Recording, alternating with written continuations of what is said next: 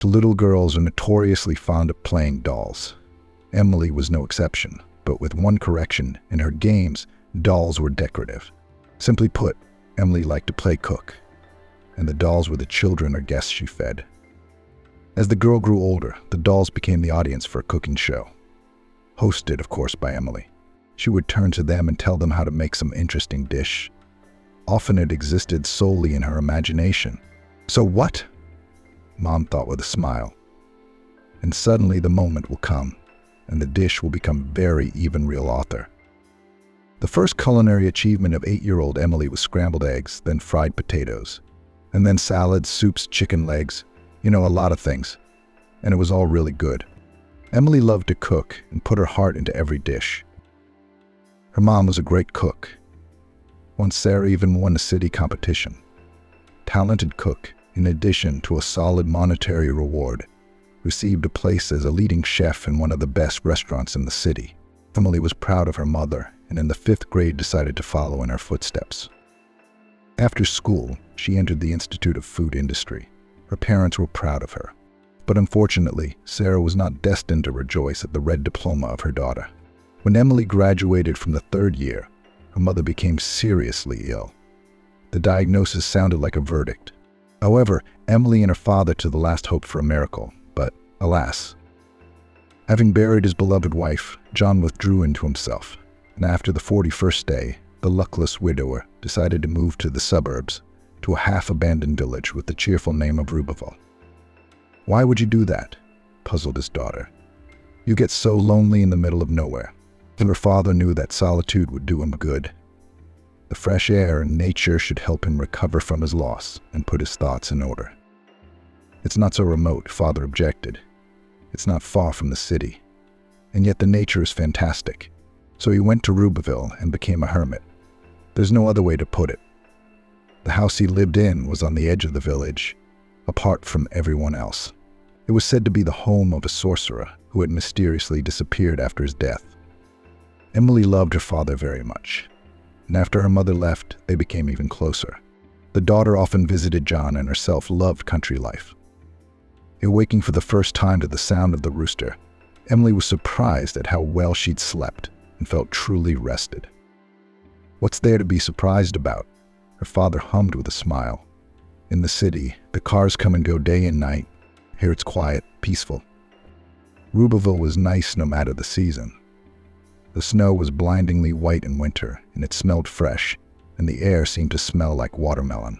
In spring, when everything came to life and blossomed, it awakened the most positive, and in some people even romantic thoughts.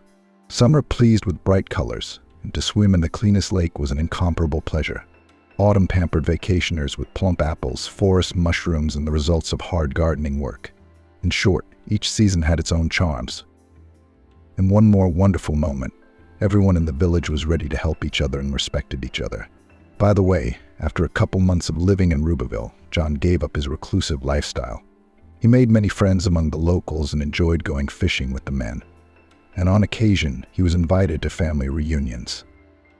Emily also suspected that her father was seeing someone, but John never talked about it, and Emily understood why.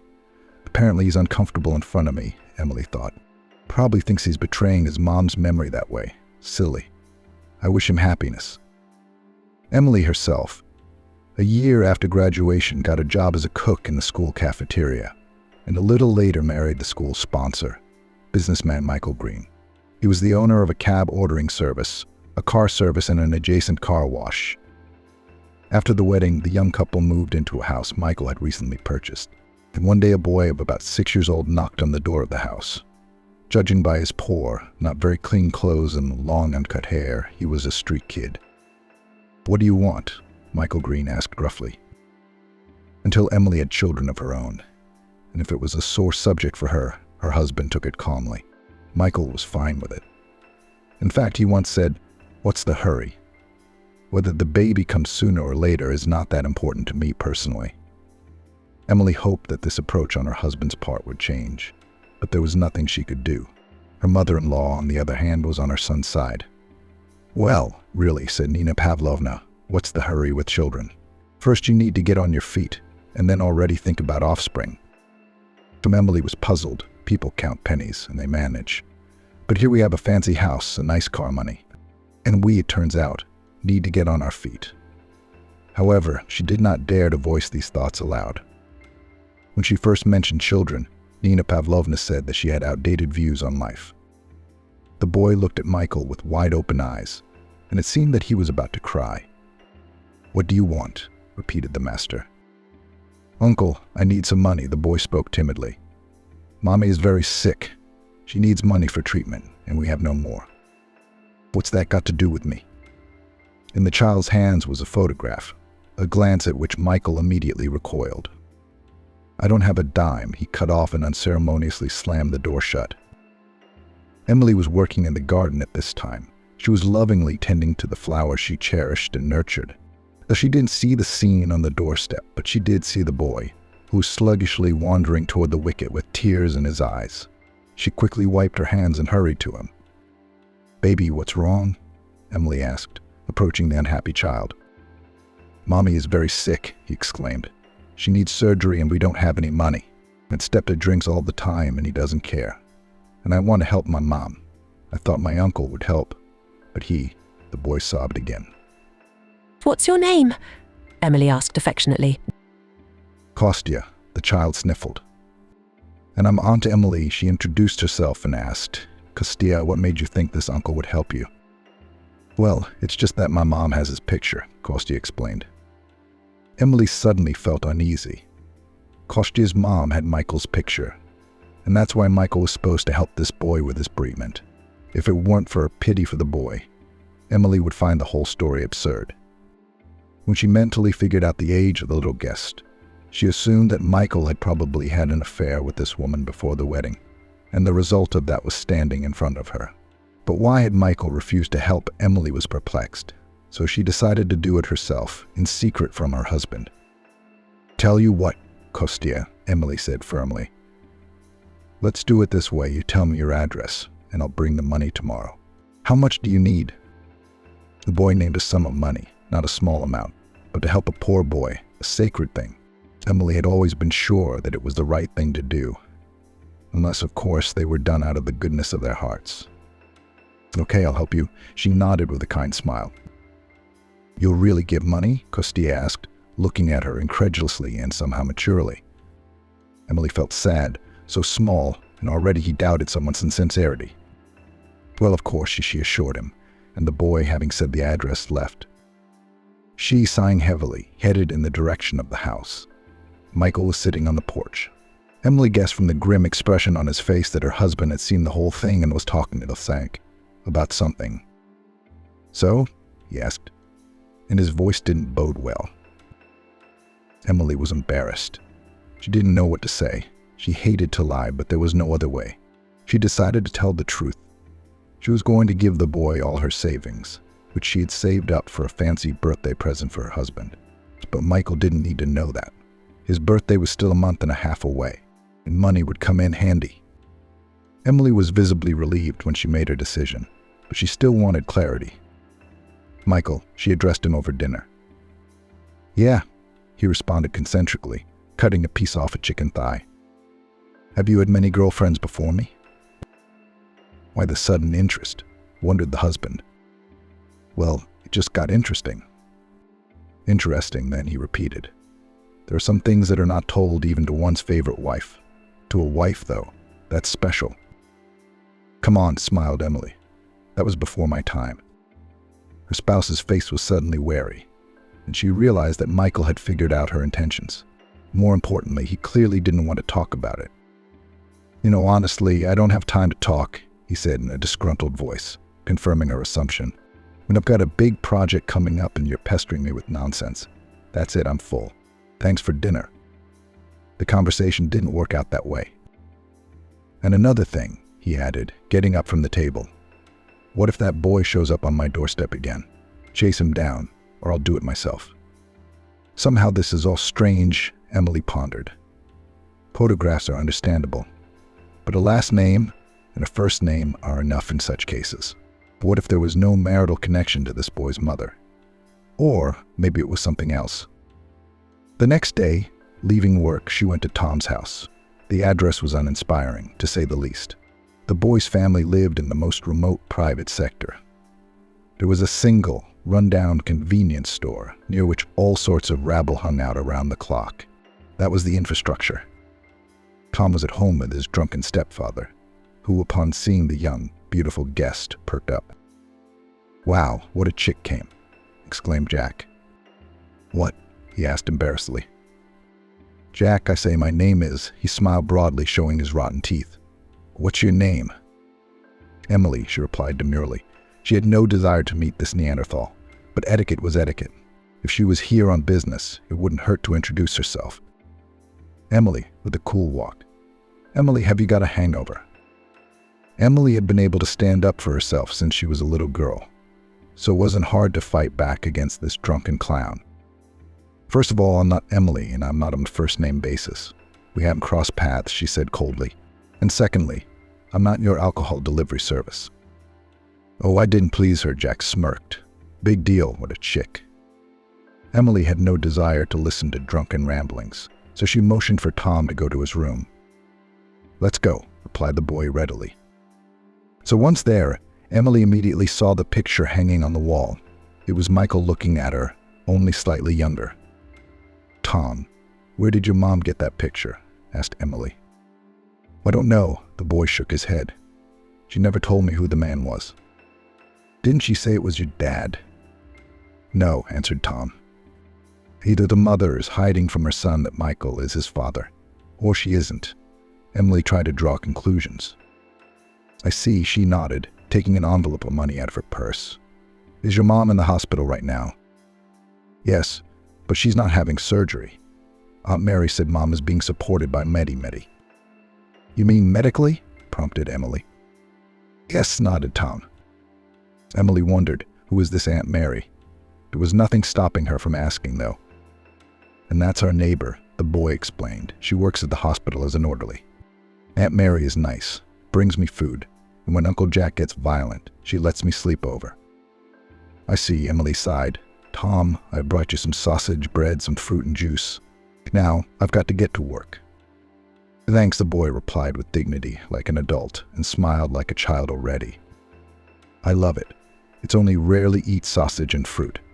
I don't have any money." "I'll be sure to bring you more," the guest promised and left the room. Jack was already clearly drunk.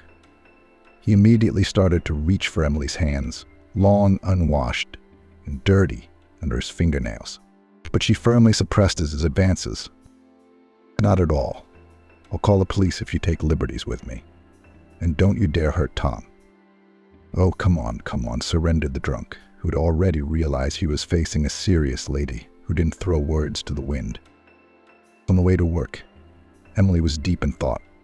That her husband was involved with Tom's mother was obvious. The question was different. Michael was obviously hiding something, but something told her, no, it wasn't about an intimate relationship with all the consequences. But what was it? She was going to have to find out. Emily was going to find out.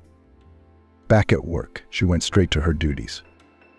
"Hey, Emily, where have you been?" Julia, a co-worker and dear friend, asked. "Oh, just stopping by on business," she replied evasively. "You certainly look." "Wow, Julia, this is happening," Emily said with a sigh, and told her friend all about yesterday's visit and today's meeting at his house. "Don't you think you're just being scammed for money?" Julia asked. "It does seem a bit odd." "But that's how the boy asked Michael for money," Emily observed.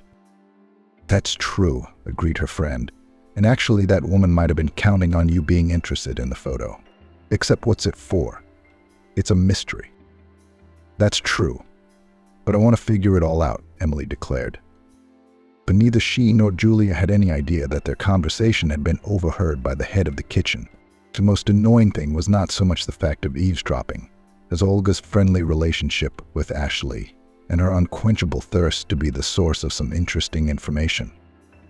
Ashley eventually learned that her daughter-in-law had started digging into her son's past. To say it was unpleasant was to say nothing. Ashley, without delay, gave Emily a fun life. That same evening, she paid a visit to the young ones. "What are you, Emily? Oversalted the soup?" said the mother-in-law. "Have you fallen in love or something?" And Emily munched on a spoonful and shrugged. "I think it's fine," she replied. "Michael, I think the soup is oversalted. What do you say?" "He'll say we should be more careful," the older woman said without waiting for an answer. "You should be doing business, not sticking your nose where it doesn't belong." And then, as they call it, she was carried away. The mother-in-law shouted that Emily was not good enough to manage the household, and of course not good enough to take care of her son. Ashley's accusations lacked any logic, and her daughter-in-law wondered what had gotten into her. But if she'd known that the older woman in the kitchen had heard her conversation, she'd have no trouble understanding. Her mother-in-law's main goal was to make Emily as uncomfortable as possible, to keep her daughter-in-law, as she put it, from sticking her nose where it didn't belong. "That's right. Listen to what your elders tell you," Michael joined in his mother's criticism. "What did I do wrong?" Emily couldn't take it anymore, working, cooking, cleaning, tending the garden. "What else is required of me?" "What else is required of you?" "I already told you at dinner last night," her husband replied with metal in his voice. "You are also required to respect your husband and not cross your elders. As long as you are in my house, you must obey me." "And I thought this was our home," Emily said bitterly, and ran out from the table. "What a lunatic." Ashley commented on her sister-in-law's behavior. Michael only sighed heavily. Emily hated being at home. She decided to get some fresh air and clear her head. The latter wasn't working out so well, but the September air seemed fantastic. She went wherever she was going and didn't notice how she ended up in the city park. It was dangerous, especially in the twilight that was inexorably thickening over the city. But at this moment, more than anything, she wanted to be alone. In a city that was buzzing with life, in the evening, that was simply not possible. Emily walked on, absorbed in her own thoughts, and didn't even immediately notice the hooligans approaching. "What a pretty little thing," said the big brute with the scar across his cheek, rubbing his hands together contentedly.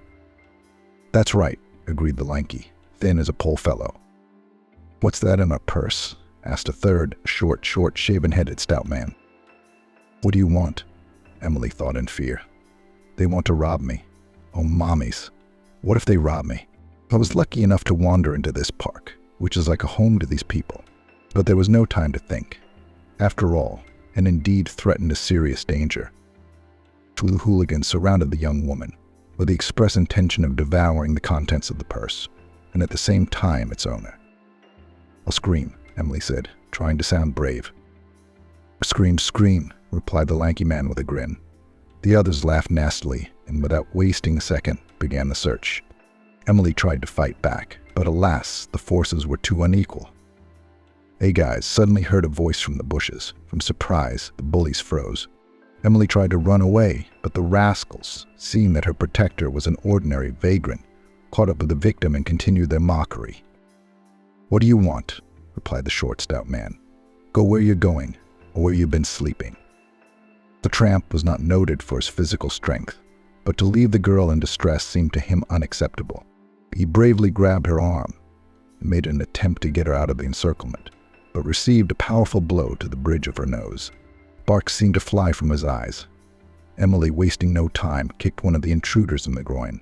The bastard howled, and the homeless man who had recovered from the blow kicked the lanky man. A scuffle ensued, as a result of which Emily and the homeless man managed to fend off the hooligans. "How are you guys doing? All right?" she asked her unexpected rescuer, wiping the blood from his nose with a clean handkerchief. "Intolerable," the man replied discreetly. "What brings you here? People are wary of walking here even in the daytime." "It just so happens," Emily replied evasively, and they headed for the park exit. "Wait for me here," Emily said when they were outside the supermarket. She bought a 1.5-liter bottle of still water to wash the blood off the hobo's face. "He's really quite nice," Emily thought with surprise. On the other hand, if a man was a vagrant, couldn't he be pretty? That evening, Emily and the vagrant, whose name was Alex, chatted on a bench near the supermarket until almost nightfall. The new acquaintance told her his simple story. From infancy, Alex was raised in an orphanage, but when he turned 15, he and a few other boys ran away from there. "Why?" she asked, perplexed. Away from the lawlessness that was going on there, The man replied, "It's now the pupils of orphanages live like in a resort. When I lived there, it wasn't easy." The handsome homeless man told stories about his life, and she felt like she was reading an adventure novel. The guy, who'd obviously had his fill, was a very interesting conversationalist and seemed like a pretty smart guy.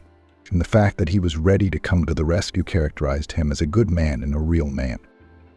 In another way, Alex could have achieved a higher position in society, Emily thought. I wonder how old he is. Taking a closer look at the guy, Emily decided he was about 27. Well, I mean, they were close in age, and she wondered why Alex hadn't done anything to change his fate. The answer came by itself. This guy, like many of his kind, didn't know any other life. He was used to going with the flow. Alex needed a guiding hand, and love, Emily thought, and for some reason she was embarrassed. No, a relationship between them was out of the question. She was married, and she barely knew him. And yet, Alex had a deeper crush on her than she'd realized. "You know, it's getting late," she said, and couldn't help but yawn. "Well, yeah," the guy agreed. "I'll walk you out or someone else will attack." Alex walked home, or rather to the dugout, where he lived with a couple of other similarly poor people, and thought, "Pretty girl. But she's no good to us. What house does she live in? And I ain't, in a word, a tramp." The boy sighed heavily and headed for the dugout. Emily, returning home, was disappointed to find her mother-in-law present. Actually, Ashley had stayed over before, if not for a week. But this time her presence was unfortunate. She wanted to talk to her husband face to face and find out what she was doing wrong. She showed up, not dusty. Her mother-in-law splashed her hands. "And where did you go?" "In the middle of the night." "None of your business," Emily replied mentally. But of course she chose to remain silent. "What, were you trying to draw attention to yourself?" Ashley persisted, but her sister-in-law ignored it. She was sleepy, and nothing else mattered. Things weren't always smooth sailing in a couple's life. It's normal to have that kind of life. Emily walked into the bedroom and sank powerlessly onto the bed. "What the hell is this news?" she thought. The marital bed was empty. The car keys, which were always on the table, were missing. The husband must have gone somewhere. At that moment, Emily clearly realized that her family life had cracked. And it all started with Tom's appearance in the photograph. "But how can you not be ashamed?" she reproached herself. "It turns out that everything is the fault of the poor child." "No," Emily answered herself immediately. "It just has to be dealt with." And with that thought, she fell soundly asleep. And when she heard the alarm clock and realized with great regret that it was morning, Emily got out of bed. At work, she was in for a surprise, not a pleasant one. As Emily crossed the threshold of the school cafeteria kitchen, Amanda Green, the kitchen supervisor, rose up in front of her as if from the ground. "You have a lot of work to do today. You know there's an inspection coming up from the health and safety officials, so don't relax. Today it is necessary too," and she began listing what needed to be done. Emily's eyes widened. She couldn't do this in a week. Actually, the cleaning lady was supposed to do some of the work Emily had been assigned. But she had a different assignment, Amanda explained. "So we have to get it done," the older woman said admonishingly, and pleased with herself, left the kitchen. Ashley's request to bog her sister-in-law down with work had been successfully fulfilled. Emily was exhausted but ready to burst into tears. She had to do it. No one would do the work for her. There was a knock at the door. "Come in," she answered. "Hello, Sanitary and Epidemiological Department." A tall man in an expensive suit introduced himself. Beside him were two women, who immediately began snooping around the room. "Why is it so dirty?" One of the female employees of the Sanitary Epidemiological Station wrinkled her nose. "Where's the food labeling?" "That's what I was just about to do," Emily began to explain. "It's just that you decided it wasn't that important," another employee interrupted her. "And the dirt is just a small thing, an everyday thing." "It's not," Emily objected. "Where's the superintendent?" the woman asked sternly, discovering the dirt and lack of labeling. "Out," Emily replied. "So call her in. This is outrageous." She dialed Amanda's number, and she arrived 5 minutes later. The C's staff voiced their complaints, and the kitchen superintendent replied subserviently, "I've listened to you carefully and understood everything. The culprit will be punished." The representatives left, and Amanda began to scold. "Emily, what do you think you're doing?" The kitchen supervisor lashed out at the cook. "What are you talking about?" Emily asked, perplexed. "About," Amanda growled. "As the person in charge, I instructed her to prepare properly. You tuned yourself to be no good. What you instructed me to do is enough for a week," exclaimed the cook. "What are you saying?" The supervisor splashed her hands. "You've got to work faster. And if you can't, look for another job. You're fired." "What?" Emily was taken aback. "What you heard. Go to accounting for your paycheck." Amanda. But after all, Emily really did have a lot of work to do. Julia tried to intercede on her friend's behalf. Besides, that group arrived almost at the very beginning of the cleanup. She physically couldn't have gotten everything done. And that's because you should be working on the job, not beating around the bush. The older one cut her off and delved into her notes, making it clear she didn't want to listen to anyone else. Emily tearfully left the kitchen and wandered toward the accounting department. It was very frustrating for her to be out of a job. It's never easy, but when you're fired so unfairly, it's doubly frustrating. But then again, good cooks are needed everywhere. To calm down a bit, she thought, "We'll get through this. What if I get hired at some good place?" Emily cheered up. Emily went into the accounting office, got her paycheck, and, ignoring the sympathetic looks, went outside. The phone rang. "Tom." "Yes, hi," she answered affectionately. "Hello," greeted the boy to his patroness. "Are you all right?" Yes, she assured him. "Everything's fine. Did you want something?" "Jack nearly took away the money you gave me," replied Tom, and sobbed. "What a rascal," Emily exclaimed. "Well, I hope he didn't." "No, I had time to notice how he wanted to." "Wanted to take the envelope," began the boy's confused story, "and I didn't let him. He wanted to take it anyway, and I ran off with the money." "And where are you now?" Emily became worried. "At Aunt Mary's." "Well, good," Emily said with relief. "You don't go anywhere yet, and I'll go to the police. Do you understand me? Nowhere." "Understood," Tom said, "and the money's sure to be there." "Yeah, Uncle Jack didn't have time to take anything." "Great."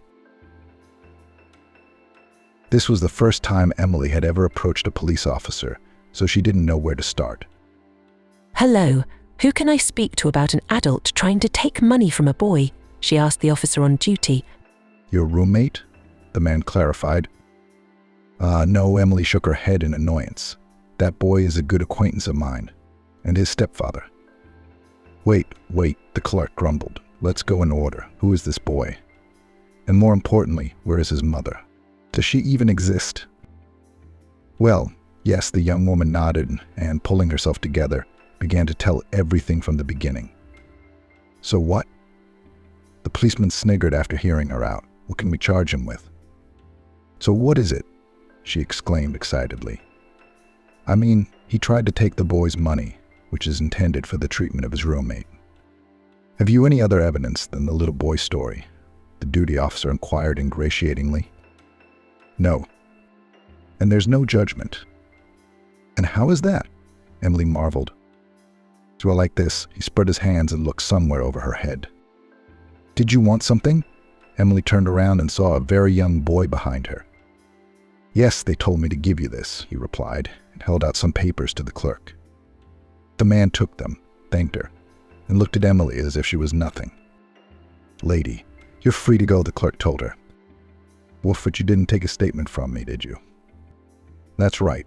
I'm not going to do that," he replied nonchalantly. "Why?" "Because you are meddling in a matter that is none of your business. It's only their family's business, not yours. Besides, the stepfather didn't end up stealing anything. What do you want to charge him with?" "I see," Emily nodded. "And what a day," she thought sadly. "Got fired from my job. The police didn't take a statement. Hopefully that would be the end of it." "Wait," Emily heard. She turned around and saw the same guy who was handing the paperwork to the desk clerk. "What are you talking to me?" she asked. You, the policeman confirmed with a smile. "And what did you want?" "I heard by the edge of my ear and I think I can help you," the guy replied. "Really?" she asked skeptically. I understand your distrust, but I'm an intern, and for me right now, the more practice the better. Anyway, I can deal with this rascal. You really want to help? She decided to change her tone. There was no choice in the matter. What if this guy would actually be of use? Yes, I do, the intern nodded. Sorry I didn't introduce myself. My name's Chris. And I'm Emily, she replied. Nice to meet you, he smiled. Text me the address of the abuser and I'll pay him a visit. At least that'll be one less problem, Emily thought. But still, why the picture of Michael? Tom's mother, it turned out. It seemed the only way she could get an answer to that question was to go to the hospital and have a heart-to-heart talk. Emily called Tom and he told her how to find his mom, so the young woman went to the clinic. Her name was Natasha, and at the sight of this woman, her heart clenched. Natasha's face was as pale as chalk. There were dark circles under her eyes. Hello, Emily said quietly. I'm the wife of the man your son came to ask for money. I gave Tom some, but I have one single question for you. What is your connection to Michael? You gave money to a stranger? Natasha wondered. Well, yes, the latter replied simply. Michael turned him down, and I felt sorry for the poor boy.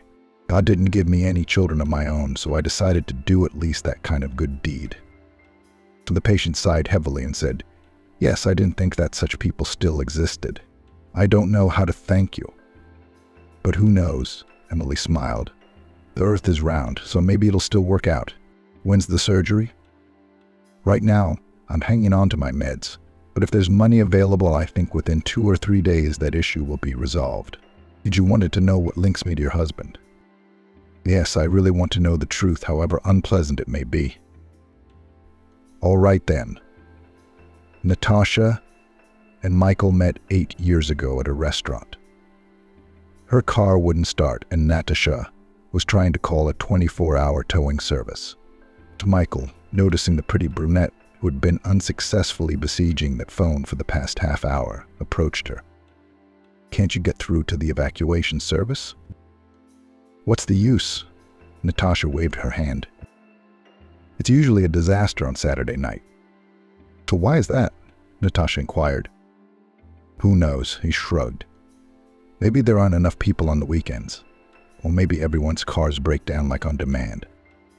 And what's there to do? Nothing, the man smiled.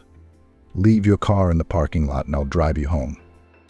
So the young men eventually exchanged phone numbers and agreed to meet the next day. Thus began their romance.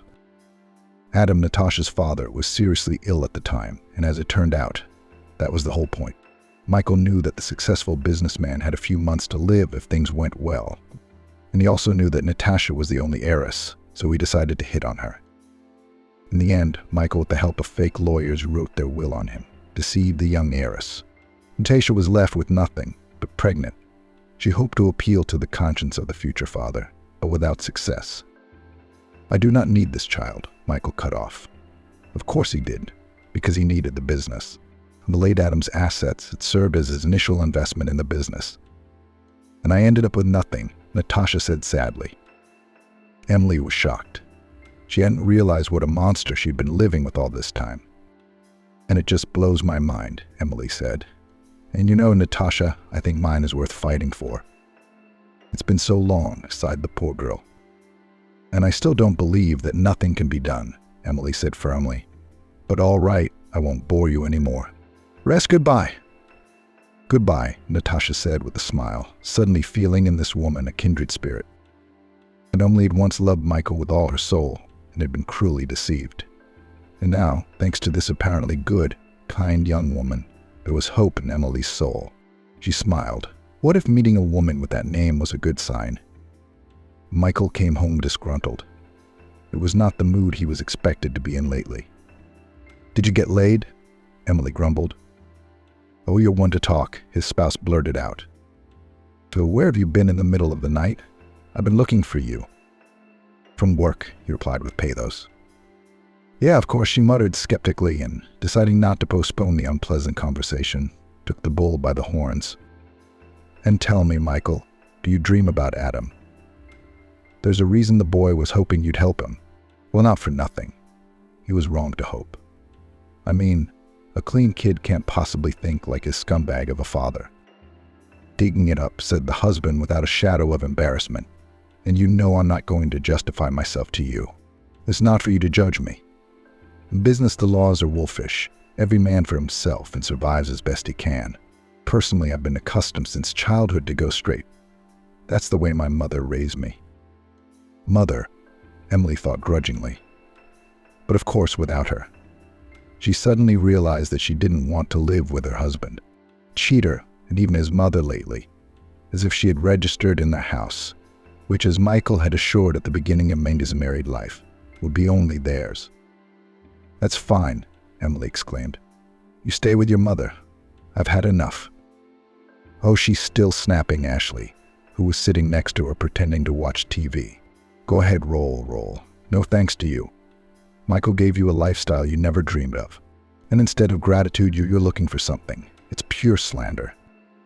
Emily had no desire to listen to her hated mother-in-law, so she ran upstairs to pack. Quickly throwing everything into her suitcase, she left forever the home she had once so lovingly organized. Only it turns out no one wanted it, she thought bitterly. All of her belongings didn't fit in her suitcase, so Emily decided to pack them later. Well, maybe I won't, she thought. I'm going to start a new life without these pompous people. New things will come in handy. Emily walked to the bus stop and called Julia. Hey friend, she said. Julia, I have a favor to ask of you. Can I come over to your place for a sleepover? Oh, did you have a fight with your husband or something? Not a fight, Emily replied with a sigh. I left him.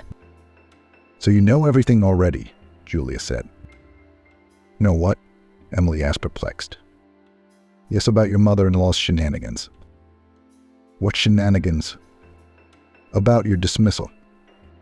What's the connection between my mother-in-law and being fired? Emily marveled. Ah, so you don't know everything, Julia realized. Well, come and tell me. I don't need to tell you over the phone. That's right, Emily agreed. All the more reason for the shuttle to pull up. Okay, wait. I'm waiting. Emily sat down in the vehicle and suddenly saw Alex, the same vagrant who had saved her from the hooligans, and he was crossing the road. For a second she thought of getting off the shuttle and catching up with them. But with a suitcase, it wasn't that easy. And the guy was already out of sight. So Emily suddenly felt a regret she'd never felt before. She suddenly wanted to talk to him again. But it wasn't meant to be. Alex was rushing to the newly opened crisis center for victims of domestic violence and people in difficult life situations. Under other circumstances, he would have avoided the facility. But meeting Emily had turned his life upside down. Alex wanted to change his last name. He owed it to a neglectful mother who'd left her baby under a birch tree. And if not for the mushroom picker, the baby would have died of starvation and hypothermia. Lying under the birch tree, that's how the man told the staff of the orphanage. As a result, the poor nameless boy of a few days old was named after the mushroom picker. Alex Pinewood.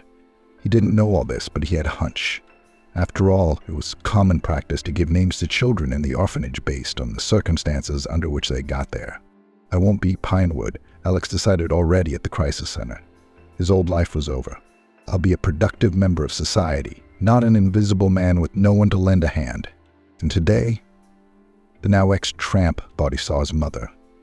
Anna was getting on the bus, and while the guy was thinking whether to follow her or not, the bus had already started.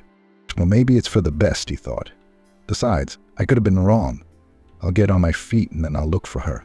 She's not happy with her husband. And also he would definitely go in for sports. And if to protect the lady of his heart, then the full program. Well, please come to the table, Julia said cordially. On the table appetizingly stood plates with borscht and towering bottle of the national drink. What's that for? Laughed Emily, pointing with her eyes to the vial of vodka. What's it for? Snorted her friend. I mean, you need to relieve stress. That's right, she sighed heavily. I got fired from my job. I left my husband. Tell me more about that. And Emily told of a quarrel with her husband and mother-in-law, her acquaintance with the tramp, her conversation with Natalia, and finally her leaving home. Yes, my dear, shook Julia's head. I always thought you lived a dull life. Well, that's exactly how it's been, shrugged Emily. It's been all adventure lately. Nor maybe it's for the best, her friend remarked. For the best. But I'd better find some inexpensive lodging right now. And when I get this job, we sold the apartment, as you know. Unless I move in with my dad. But he's got another woman. Wait, he lives in the suburbs. So what? So what if there's a house for rent there? Said Julia triumphantly. And Isabella is the aunt who rents the house, lives a floor above. I wonder how to find out, inquired Emily. We can find out tomorrow morning. Isabella's working the hospital shift today. I see. Emily nodded and remembered. And what did you want to tell me about my dismissal? And you were fired at the instigation of your mother-in-law. Wow, how do you know that? Asked Emily in surprise. Well, our Olivia was never good at keeping secrets. I've heard her brag about it myself. Emily only waved her hand indifferently. You know, I don't really care anymore. When I left, I thought I'd start a new life. And why bring old problems into a new life? No reason encouraged her friend. And that's worth drinking to. Well, I don't know, Isabella said. I was actually planning to rent the house to a married couple. What difference does it make? Asked Julia. Yes, there is a difference, replied the neighbor. Your friend is getting a divorce, which means she'll be trying to get her personal life back together. How do you know that? Grinned Julia. I know. A woman who's used to a family is always looking for a new husband, and then she goes to his place. I'll have to look for new tenants again. Oh, I'm not going to look for anyone, interposed Emily. I have completely different plans for the near future. It's just that my dad lives in the suburbs, and with a man it's up to me. That's right, said Isabella approvingly. I've never understood ladies who search dating sites. So they only go there for one purpose, to get a date. Who's your father? Mine's from out of town, too, Emily replied. John, Illinois. Is that the one who lives in the mansion? That's the one, Emily confirmed. I know, the neighbor nodded. A soulful man. What's there to do with you? Can you come down tomorrow and see the house? Sure, exclaimed Emily, happy that the housing issue would be resolved. Well, that's all right. If you like it, we'll talk about money. The house was small but very cozy. It was not far from my father's house. Which I like, Emily said. John, learning that his daughter would now live in the neighborhood, was happy. We'll visit each other now, he said in a satisfied voice. Finally, he introduced his daughter to Sarah, a pretty, funny, and very kind woman. I want Alex to move in with me, the father announced shyly. Dad, what are you doing? Laughed the daughter. You deserve happiness, and Mom will always remain in our hearts. But after all, we have a life to live on, so be happy and don't think about anything. Is that a blessing? Grinned the father. Well, consider it so. But I've got to get into town. How already? He chagrined. They hadn't seen each other in over a month. John missed him, and so did Emily. Michael wasn't much for country life, nor was he particularly friendly with his father-in-law, so her visits to her father became less and less frequent. Why did you forget I'm moving here? I'll be here tomorrow, and then we'll have a lot to talk about, Emily said cheerfully, and father and daughter walked to bus stop. So, see you tomorrow? She smiled. Yes, see you tomorrow, Emily. Back in town, she went to Natalia's house. How are you? Inquired Emily. They've started prepping me for surgery, she replied. Natasha still looked weak and pale, but was generally holding up well. So it's all good. It's just that Tom's heart aches for me. Jack doesn't love him. I feel guilty all the time for getting involved with an idiot and an alcoholic too. Natalia began to tell her that Jack had been a different person at first, but then he had gone off the rails. Natalia tried to break up with him, and the roommate said, "If you leave me, I'll kill myself." Well, I have no luck with men, Natasha sighed. I guess love isn't for me. Emily thought the same could essentially be said of her. But she didn't care for the discussion. Natalia, don't worry about Tom, he's at your neighbor Mary's right now. Yes, I know, the woman nodded. Mary works here, keeps me informed. But she works around the clock, doesn't she? And I keep wondering if Tom's eaten, if he's sad alone. I'm afraid Jack might come over there when Mary's at work and start banging on the door. I understand. But I talked to a policeman I know the other day. He promised to calm your roommate down, deciding not to say she'd gone to the police specifically because of Jack's behavior. But why would a sick woman need unnecessary negativity? In fact, I'd like to offer Tom a place to stay, Emily continued. Wouldn't that be a burden on you? After all, Michael. No, Michael, Emily interrupted with a smile. Natasha, I left him. I moved to Rubil, rented a house there. What about your job? Asked Natalia, perplexed. Yes, unemployed now, Emily waved her hands with a smile. Mother-in-law did her best. It's a bit like her. I have a proposition for you. I'm listening to you carefully, Natalia smiled. Shouldn't we switch to you? With pleasure, the latter replied sincerely, after which she moved on to another question. While she was driving to the hospital, the idea of filing a lawsuit against Michael in court popped into her head. Of course, it would be good to find a savvy lawyer, but Emily was sure it wasn't that unrealistic.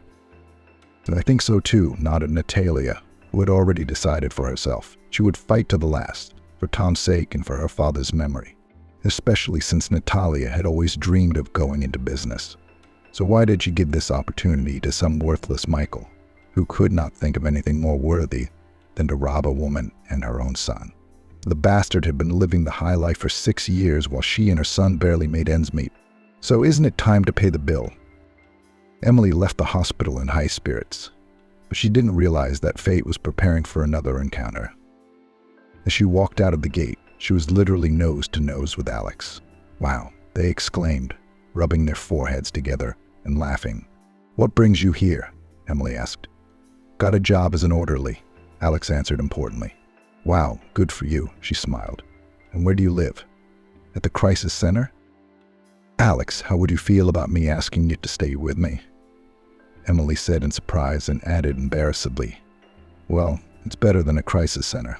It's probably better. Why would it be? The boy wondered. I think a house like this has an army of servants. So you won't believe this, but there aren't any servants in that house, replied Emily, laughing. And only I don't live there now. I've rented a small but clean, cozy little house in the backwoods. Then I'm divorcing my husband. Can you help me around the house? Well, not as a servant, of course, but as a good friend. I just don't have enough men's hands sometimes. How does that sound? I don't know, Alex stretched out. Somehow it's all unexpected, and, after a little silence, waved his hand. It wasn't. I mean, I agree. Emily cheered. Yeah, the guy nodded. But just not today. I need to get off the registry at the crisis center, and the specialist won't be in until tomorrow. All right, tomorrow it is. After saying goodbye, she went to Mary, Natalia's neighbor, and picked up Kostya from there. The boy was delighted.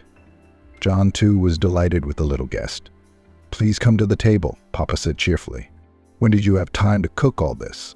Emily gasped in amazement as she looked at the table.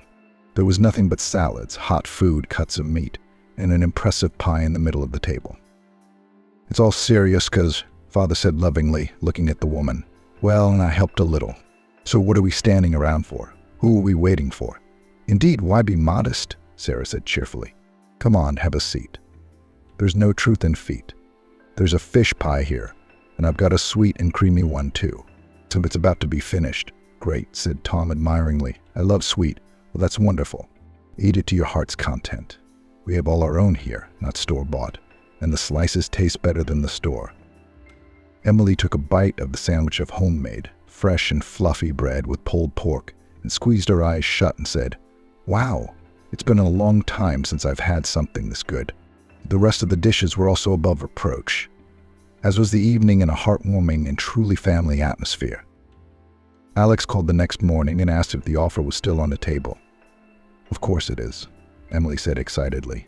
I'm just on my way into town right now. The young people agreed to meet at a cafe near the bus station, and while Emily was on her way, she studied the internet to find a good lawyer. Alas, it was not so easy to find one. Reviews of citizens somehow did not impress, and some of them did not have them at all. I did not want to buy a cat in a bag. All the same services, and even in such a neglected situation, cost not cheap, so she decided to start calling them. She hoped that in the process of personal conversation can be determined it is worth to deal with this person or not. As a good lawyer is worth his weight in gold right now, Natalia agreed. It's how they become lawyers. They take a course and think they're cool specialists. And that's why it's better to look for a good one through the bar association. Expensive, Emily saddened, but there's no choice. She didn't have much money left. But on the other hand, if she spent it on a good cause, it would pay for itself. As spending the money set aside for the surgery was out of the question. Besides, they could lose the trial. No life was more important. So they had to figure something out. I think I can intercept from my father, Julia, someone else, she pondered. I'll try to hook up someone I know. Too, Natalia nodded. We'll get through this. So when Alex arrived at the cafe, Emily was chatting with the lawyer. No, it's not like that, she concluded with a sigh, ending the conversation. Why is it?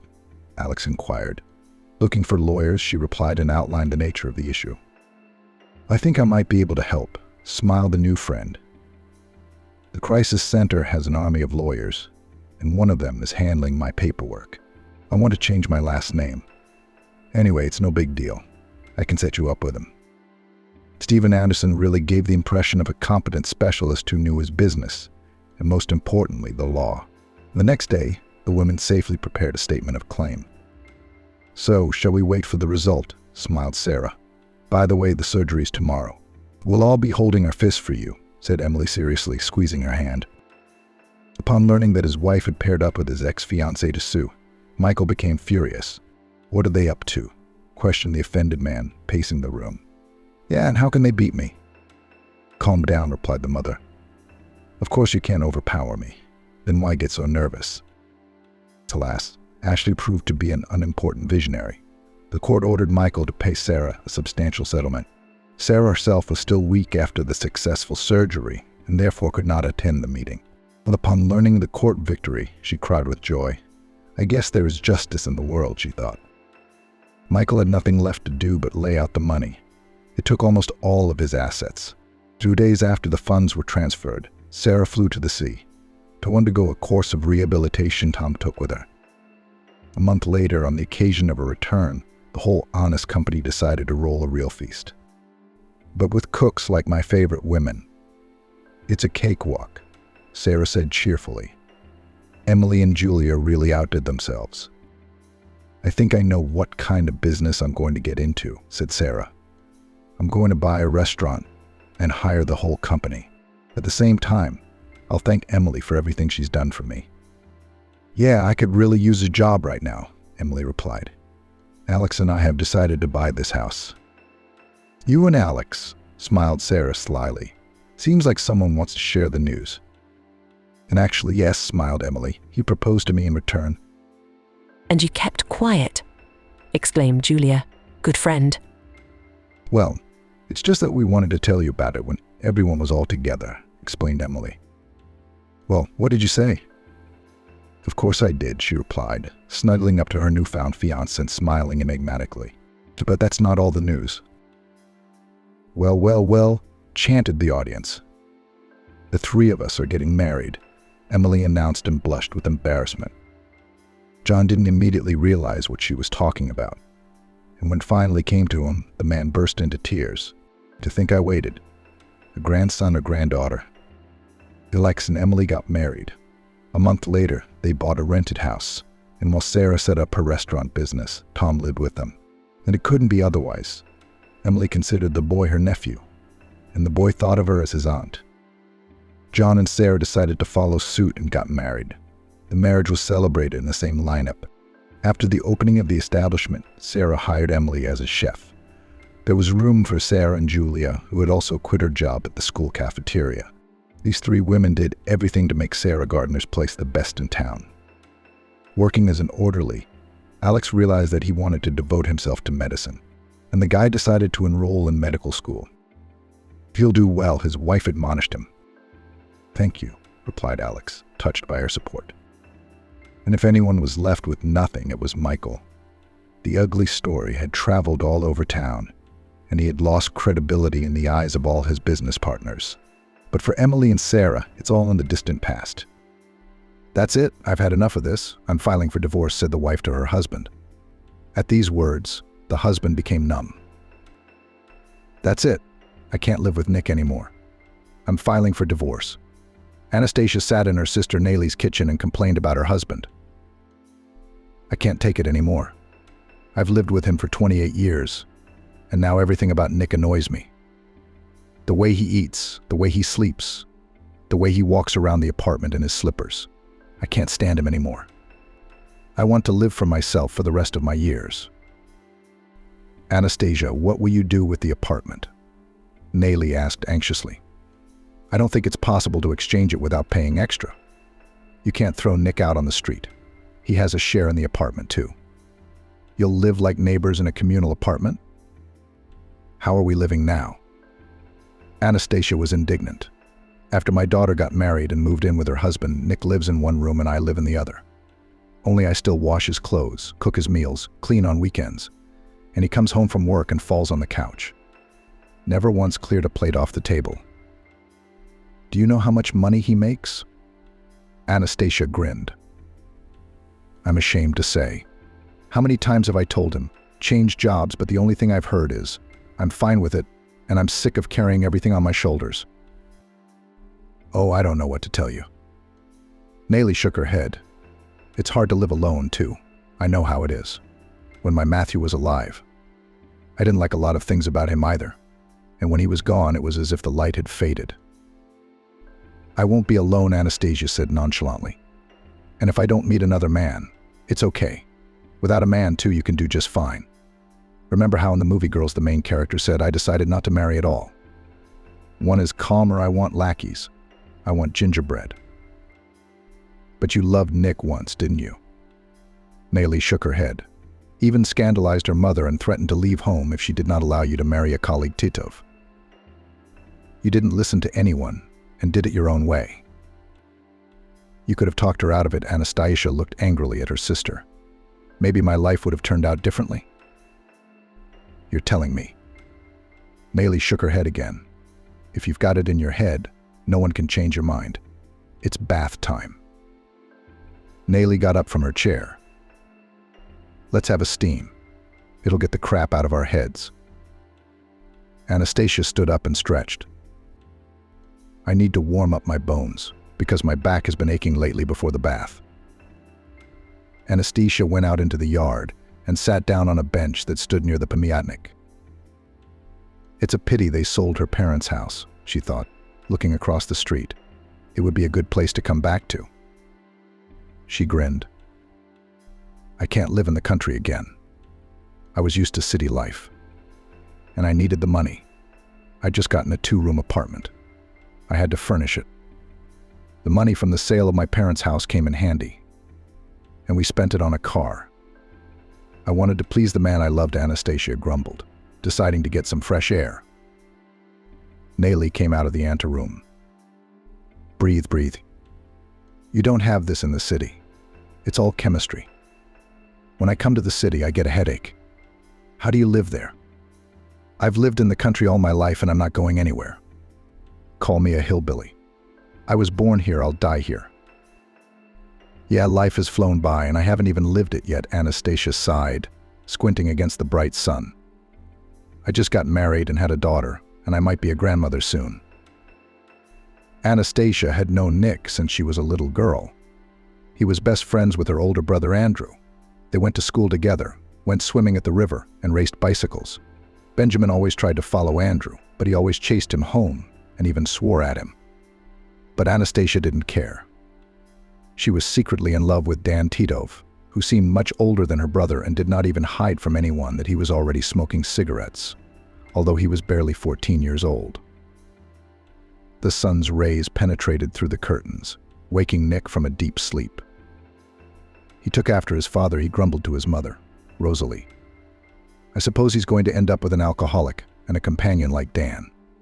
Good thing Carla got rid of her husband. He'd frozen to death outside his house drunk in the winter. They found him in the morning. Anastasia paid no attention to her mother's nagging, continuing to stare at Nick with loving eyes. Except that to him she was still little, as he called her, even though she was only 2 years younger. When Andrew left for the army, Nick was taken too. Anastasia wrote letters to her brother, saying hello to Nick, and was very happy when in a return letter her brother wrote back to her saying that Nick sends his warm army greetings to you too. After graduating from the 8th grade, Anastasia decided to enter the culinary school, although her mother suggested that she go to the city and apply to the trade school. But she did not want to go far from home, because in a year were to return from the army Andrew and Nick Thompson. Natali had married by then, moved into her husband's house, and was expecting her second child. She rarely visited her mother and sister, because she had no time to be with her own family.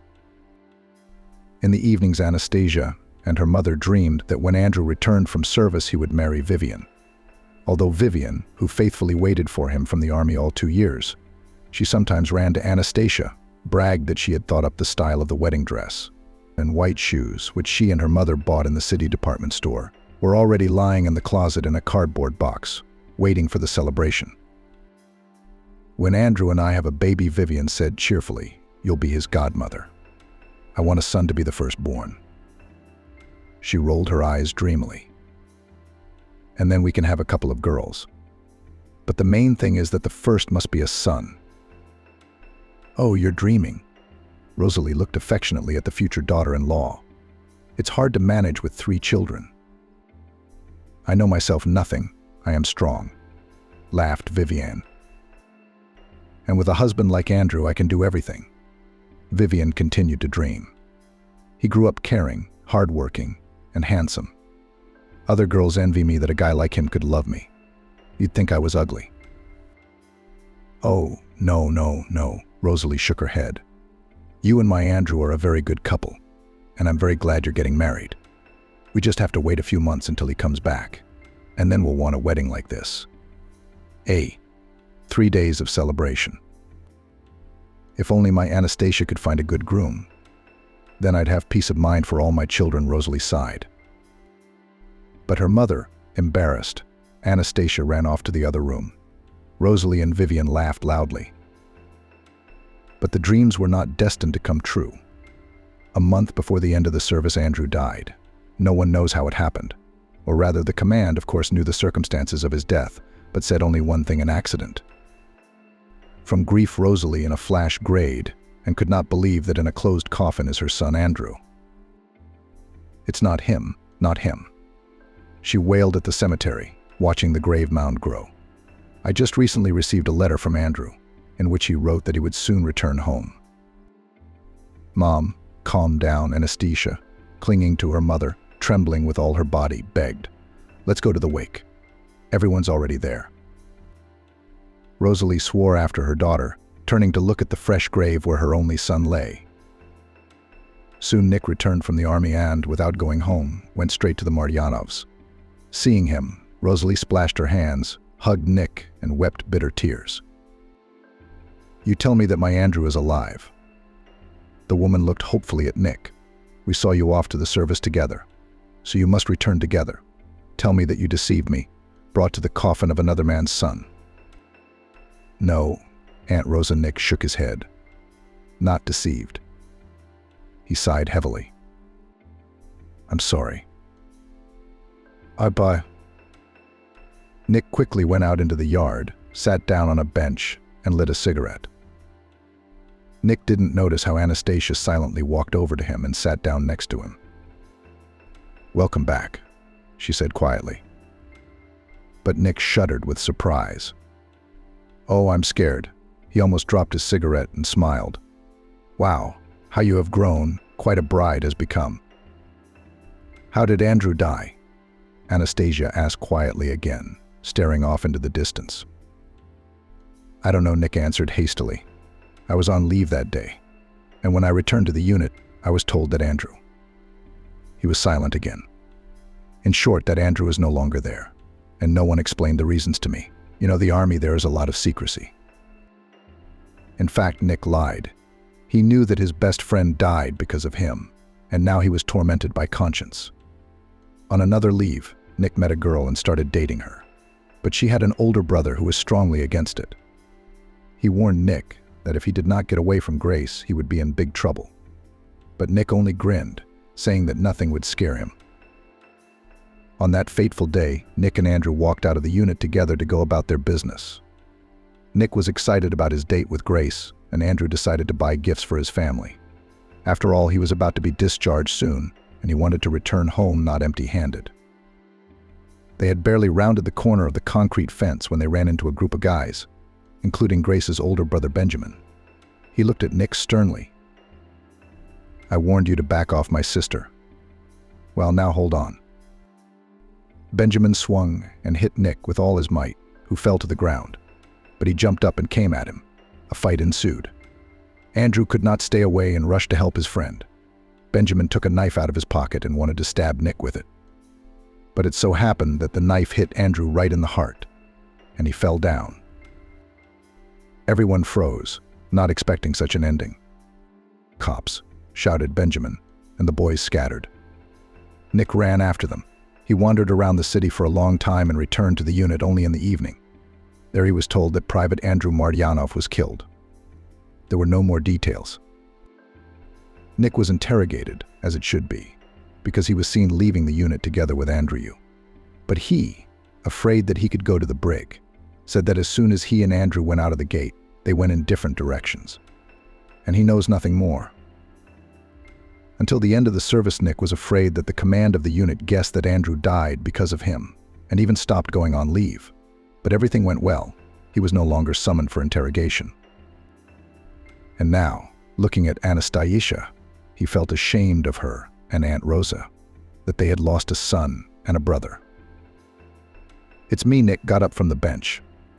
"If you need anything, contact me to help with the household or something else. After all, Andrew and I were best friends. I, so to speak, will help you."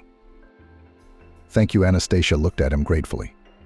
"And then Mom says that we are completely without male hands left.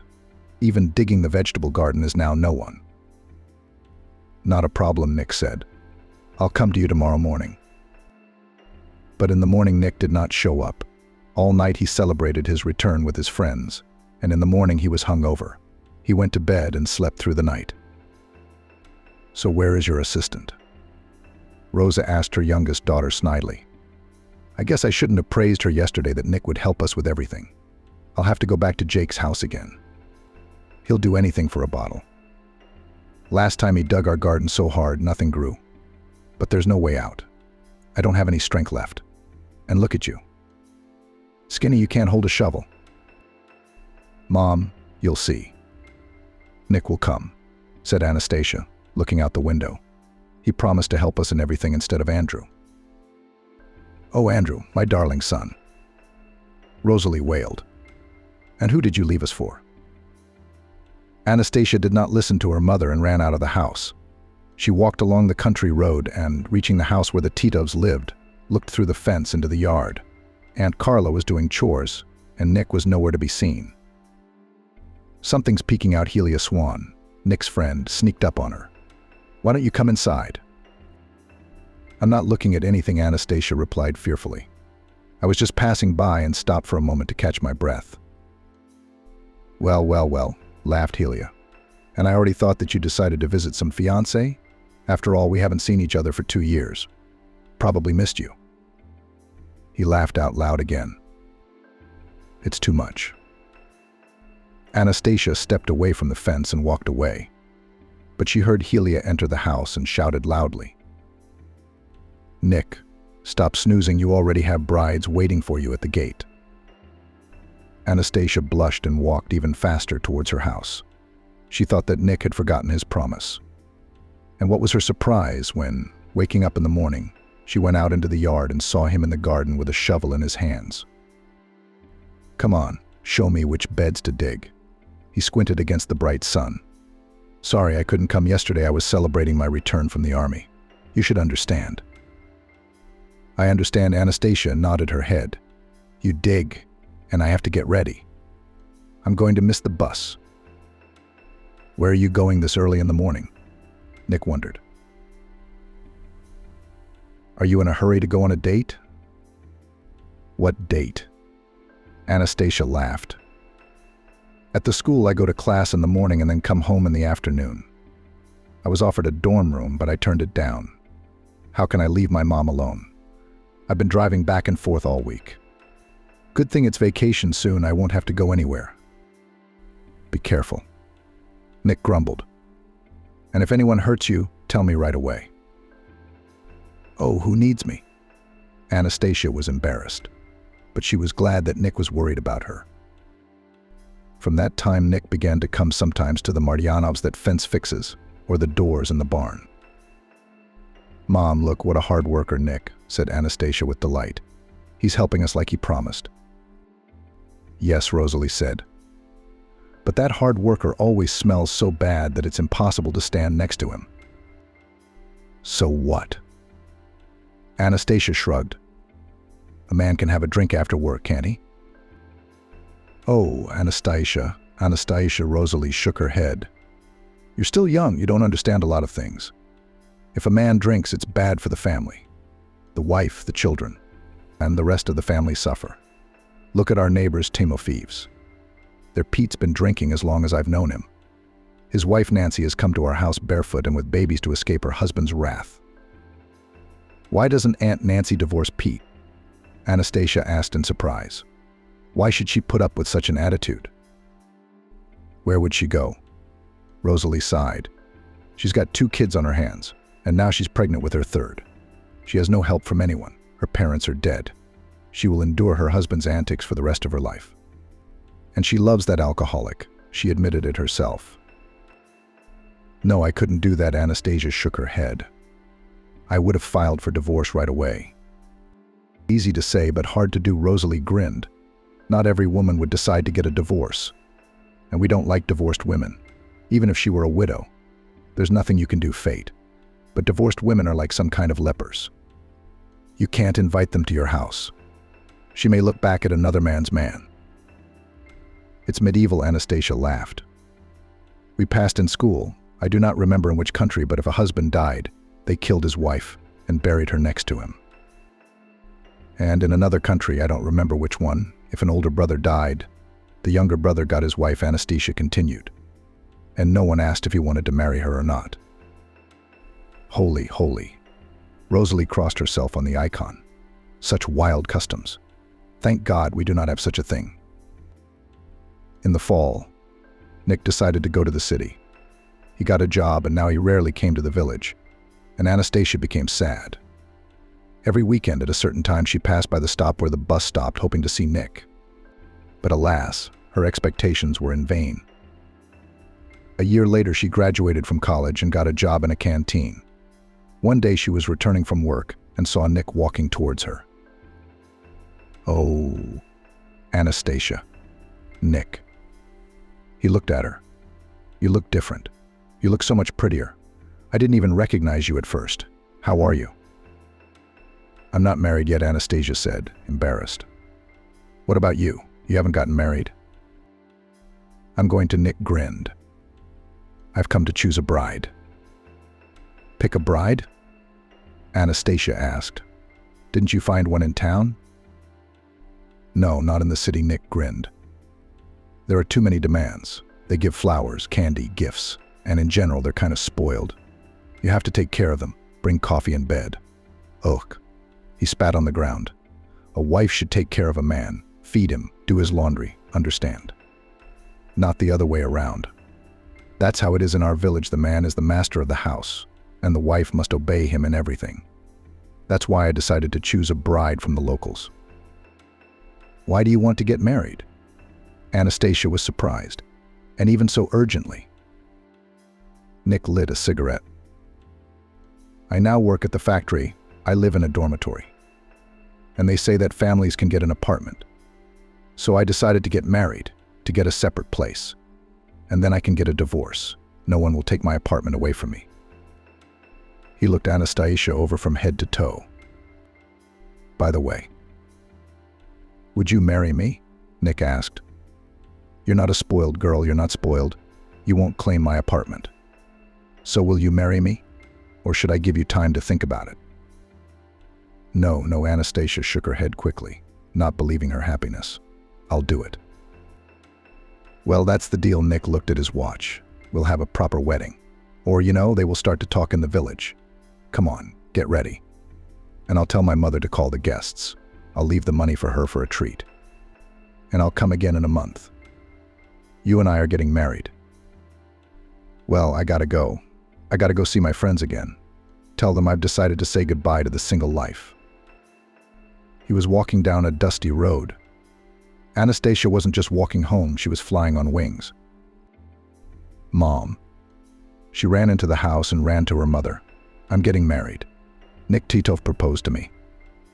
And fathers. Rosalie splashed her hands. Are you crazy? No, I won't let you. I won't let you marry him to spoil your fate. He's no good for you. Don't you get it? Tears came to Anastasia's eyes. I've loved Nick for a long time, since I was a little girl, she said. I never dreamed I'd be his wife, and if you forbid me to marry him, I'll leave home and you'll never see me again.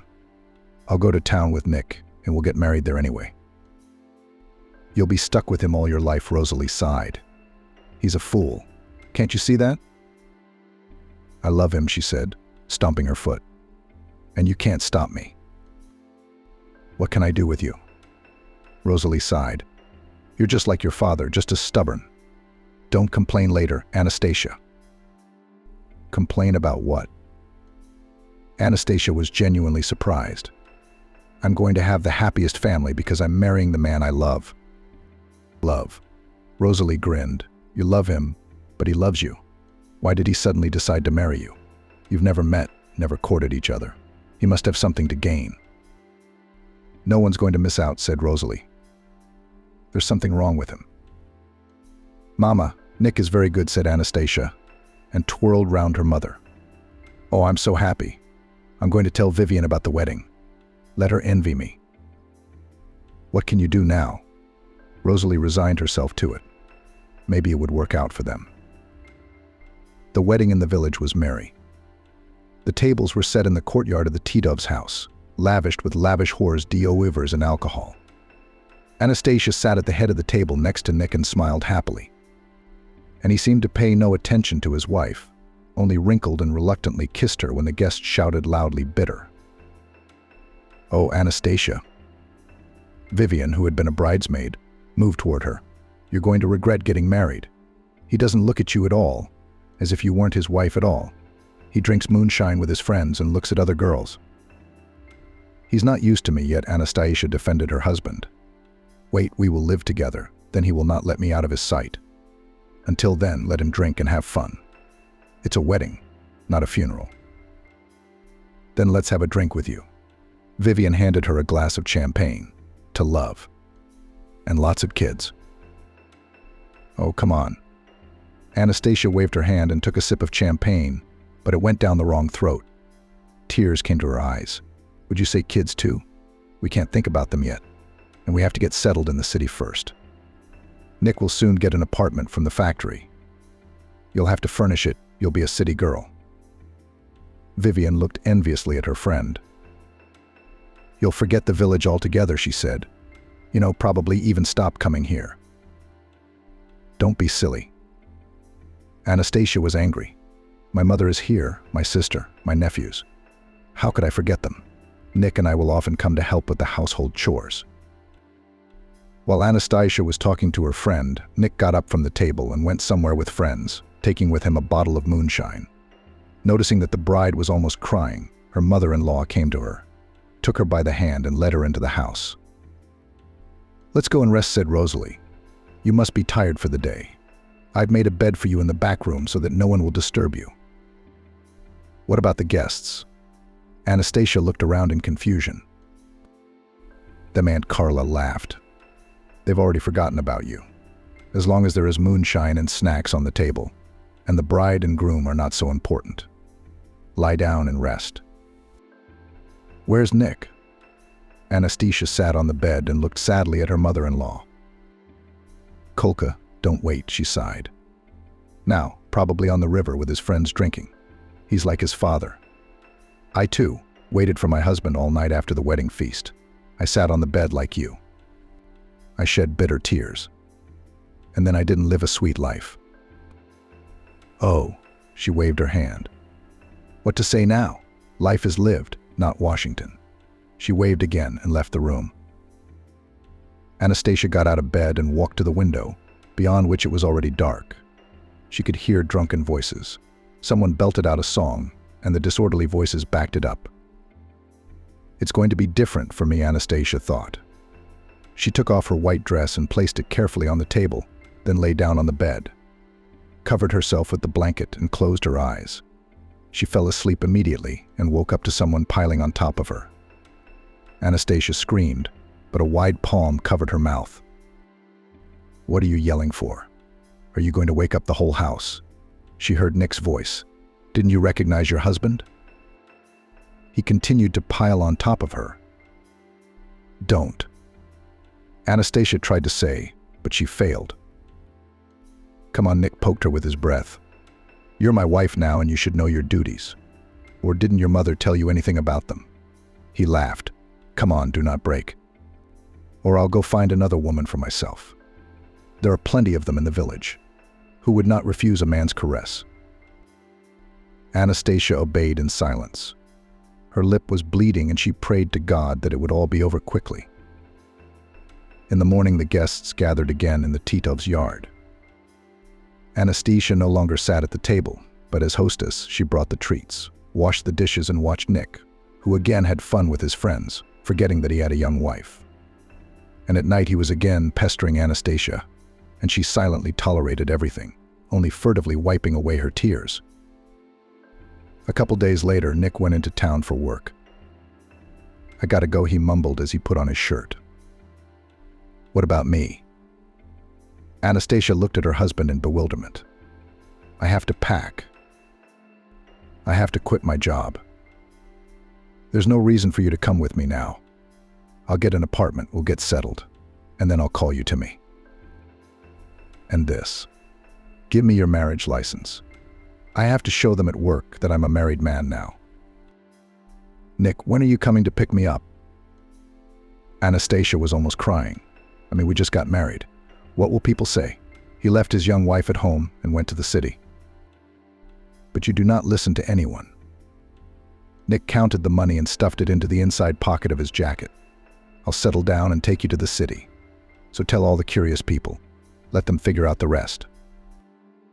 Let me at least walk you to the bus." Anastasia jumped out of bed and started to get dressed. "I'll walk myself." Nick looked at her angrily. "And you help my mother. Don't be lazy." "Maybe I'll go to my house for a while," Anastasia suggested timidly. "I don't feel comfortable living here without you." "As you wish," Nick shrugged. "Okay, I gotta go. The bus won't wait." He didn't kiss his wife goodbye. Nick walked out the door and walked briskly to the gate. Anastasia hoped he would turn around and wave at her, but Nick didn't even look back. She cried a little, and then gathered up all her things and went back to her mother's house. "What have you done?" Rosalie shook her hands when she saw her daughter. "Mom, stop it," Anastasia cut her off. "Nick went to the city alone to get an apartment," Anastasia said.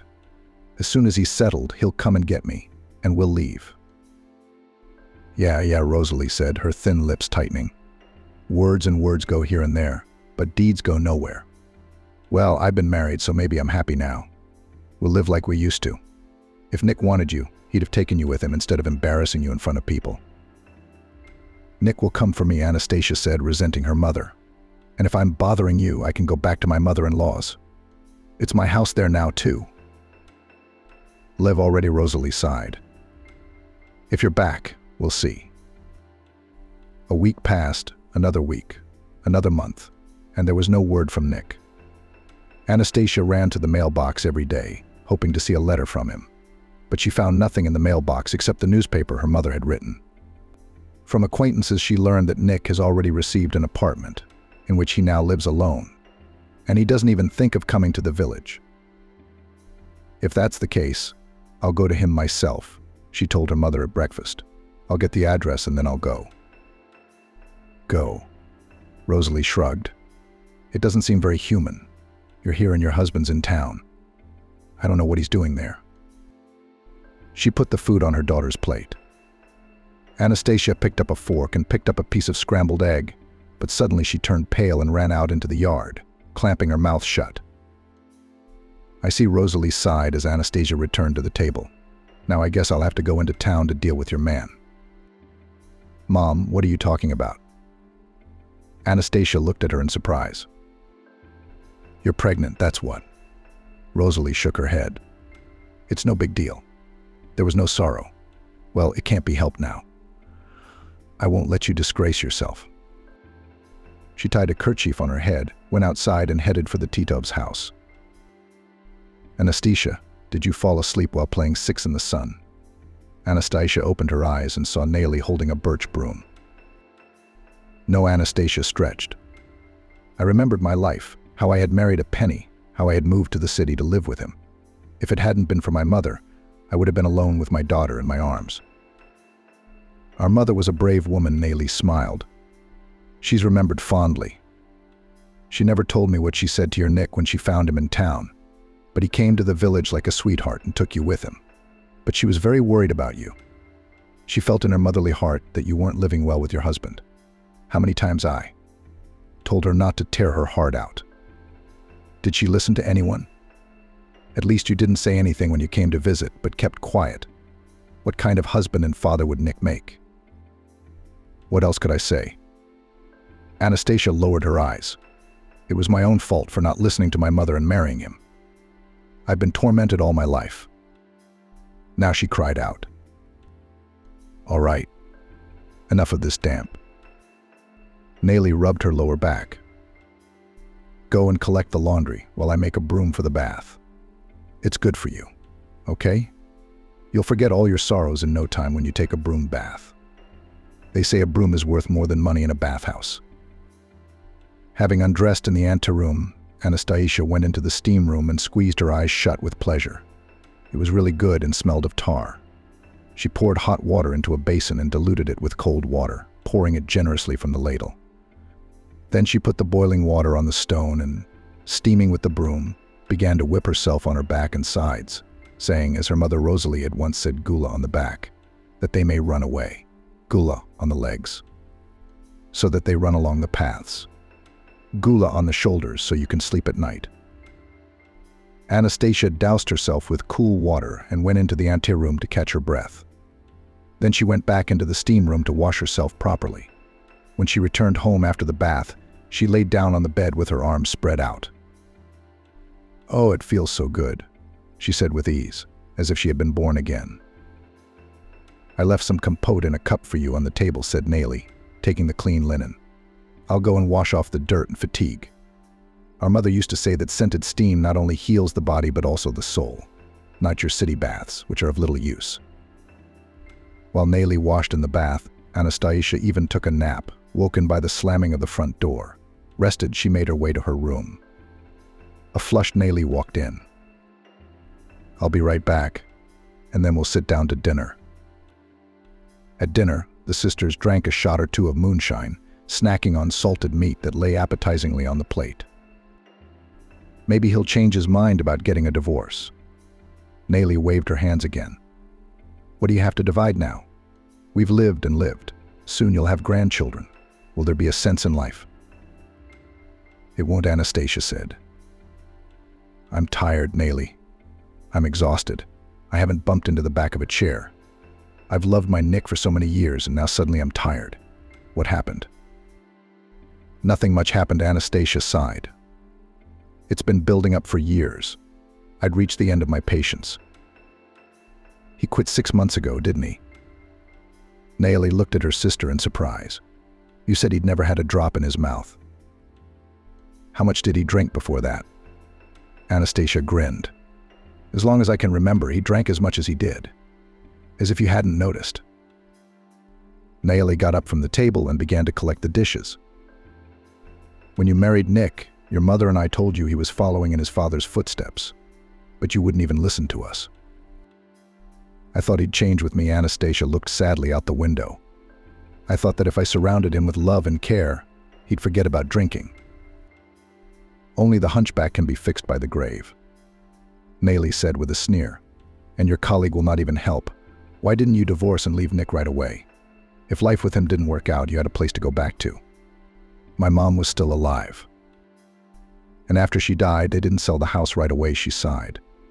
It was a shame to go back. And Nick loved my daughter. I couldn't deprive her of her own father. When he was sober, he was happy to take her for walks and bring her goodies. And when she went to school, he could help her with her homework. By that time, we already had a one-bedroom apartment, and we sold the house with you parents, and the money was divided. So I used the money to furnish the apartment. It's a sight to behold. I couldn't just leave it and go anywhere. It was a pity. Don't you feel sorry for your life? Natali sat down at the table across from her sister again. I worked hard, from morning till night in the canteen to earn an extra penny. Kolia, where did they transfer your son because of his drunkenness to different laborers? He didn't last long there either. You had to carry everything on your shoulders to support your family. At least you could carry some food home from the canteen. You're right, Anastasia sighed. My older co-workers pitied me. They'd put butter in my bag, or a piece of meat, or fruit for my daughter. Nick was drinking most of his paycheck, so I had to cut back on everything. Thanks, Natali. You helped me by sending me a sack of potatoes, onions, pickles, homemade eggs. That's how we survived. I kept hoping that Nick would improve, get a job, and we'd live like human beings. But alas, Anastasia waved her hands. All my hopes were dashed. When my daughter lived with us, Nick and I still had something in common. And when she went to college and moved to another city, that's when I realized we were strangers. Before that, it was like I didn't notice anything. It was like there was a veil over my eyes. I forgave him for scandals, drunkenness, insults, the eternal lack of money. He even tried to raise his hand against me, but I couldn't stand it. I remember I grabbed a knife from the table, which I used to cut cabbage. Anastasia continued. And how God kept me from sinning, I don't know. But Nick got scared, and from then on he only insulted me with words. You poor, poor thing. Natali came to her sister and put her arm around her shoulders. All these years you've put up with it, and you haven't told me much. You had enough problems of your own, didn't you? Anastasia waved her hand. I buried a tyrant husband. My son started fooling around. Good thing he came to his senses in time, and I'm still here with my complaints. I put up with it. Somehow I kept hoping for the best. So what's changed? Natali repeated her question. I've changed. Anastasia ran a hand through her hair. Since I got the other job, I've changed. I didn't notice anything before. Work, home, work. And I had the worst job in the world. I was running around like a squirrel in a wheel. I would get up early, then spend the whole day at the hot stove with smoking pots, and in the evening I could barely get home from fatigue. She'd go back to the stove. I had to cook dinner. And as I got a job in a pastry shop, which opened not far from home, and more free time appeared. And I looked at my colleagues, girls young, well-groomed, with arrows and hairstyles, and I am among them, like an old woman of 100 years. I felt ashamed. I started to earn more money and save it. I used to spend everything on groceries to feed my family better, but he got so brazen that he turned his face away from my food. He said it wasn't good. You could overdo it for your own husband. I was upset by such words and tried even harder to cook something delicious. One day I cooked a chicken, which turned out so brown with a delicious flavor. Nick, as usual, put a chicken leg on his plate and ate a little. Then he put the second one on his plate, took a little bite from different sides and pushed the plate away, saying he was full, but there was a lot of chicken meat left on the bones. When I saw that, I even cried. I always liked to eat chicken leg, but I rarely got it. I used to save it for my husband or my daughter. And I used to eat white meat, which I've hated all my life. Anastasia continued. So I started saving money, and I bought dumplings or put pasta and cutlets on the table. Nick threw the plates on the floor at first. But eventually he realized that I wasn't going to indulge him anymore. He ate every last crumb, going days without dinner. And I slowly renewed my closet, got rid of old clothes, and 3 years ago for the first time went to the sea with a colleague who went there every year. Can you imagine? Natali, for the first time in so many years I saw the sea so warm and gentle. On vacation I enjoyed everything like a child, and I did not care that we rented some shed where there were only 2 beds with iron nets and sold mattresses. And all the amenities were in the yard. I then the whole year lived the memories of this vacation, and the next year again went to the south, having saved money for tickets. Oh, how Nick called me names before the trip. But I did not care. It was at the resort I felt like a woman, which men can still pay attention to. It was like I spread my wings and even had a little resort romance with no strings attached. Are you planning to go to your resort this year? Natali grinned. I see you enjoyed it, didn't you? I did. Anastasia nodded her head. I liked feeling like a human being instead of a maid and a housekeeper. Well, it's time for bed. Natali looked at her watch. I wish you were leaving tomorrow. I'd have stayed a little longer. They wouldn't understand at work, Anastasia said with a smile. The next day, Natali walked her sister to the bus. You should think again before you make a decision, she said, hugging Anastasia goodbye. It's easy to tear things down, but it's hard to put them back together again. Anastasia nodded silently and walked up the steps to the bus. As she entered the apartment, she nearly tripped over her scattered shoes. Was it really that hard to clean up after yourself? Anastasia grumbled, putting her husband's shoes on the shelf. Nick walked out into the hallway, glaring angrily at his wife. Have you had enough of Dan Holm? Leave me alone, Anastasia shrugged him off. You'd better help me unpack my bags. Natali's brought her presents, and she seems embarrassed. Is she trying to drag her own sister into her dirty business? Or did she lose her shame and show up with her boyfriend? Anastasia didn't listen to him anymore and went into the kitchen. It was the same as usual when she was away from home. The table was covered in grease stains. The sink was full of dirty dishes, breadcrumbs on the floor. It was so hard to clean up after yourself. Anastasia grumbled as she put on her apron. I didn't get married to wash dishes and scrub floors. Nick replied defiantly, that's what women are for. And what are men for? To lie on the couch and scold their wives. Anastasia was silent, gathering her courage. Let's get a divorce. We've been strangers for a long time. Why should we torture each other? Why don't we? Nick answered immediately. I have no doubt in my mind that you'll never do it. Maybe I'm sick of it too. How do you feel about me? I'll find myself a young hottie, and you'll learn how to live without a man. That's the deal, Anastasia exhaled with relief as she began to clean up. We'll split the apartment, and we'll each get our own lives. And I'll finally have an orderly kitchen, not a pigsty like this. Nick looked at his wife resentfully but said nothing. He went to his room and didn't come out until the evening, and when he got hungry, he came to the kitchen and was surprised to find that Anastasia had not cooked anything. Had you forgotten your duties? He literally burst into her room. Do I have to go hungry? Have you forgotten that you and I are getting a divorce? Anastasia didn't even look at him, continuing to flip through the magazine. Learn to live on your own. Cook your own food now. And you're going to wash your own clothes too, by the way. I'm done working for you, Anastasia said. Oh yes, I'm sorry, I forgot that you're divorcing me, Nick said ironically. Good luck. He forcefully slammed the door to the room. Anastasia heard her husband slam the refrigerator door, swearing. Then something rattled and fell, but she didn't even go out to see what he'd dropped. Anastasia went to work in the morning, and on her lunch break, she went to file the divorce papers. She filled out the necessary application, stating in it the reason didn't agree on the characters. The court clerk's office accepted her application and marked it, and said they would send her a notice by mail when she would have to appear in court for a preliminary hearing.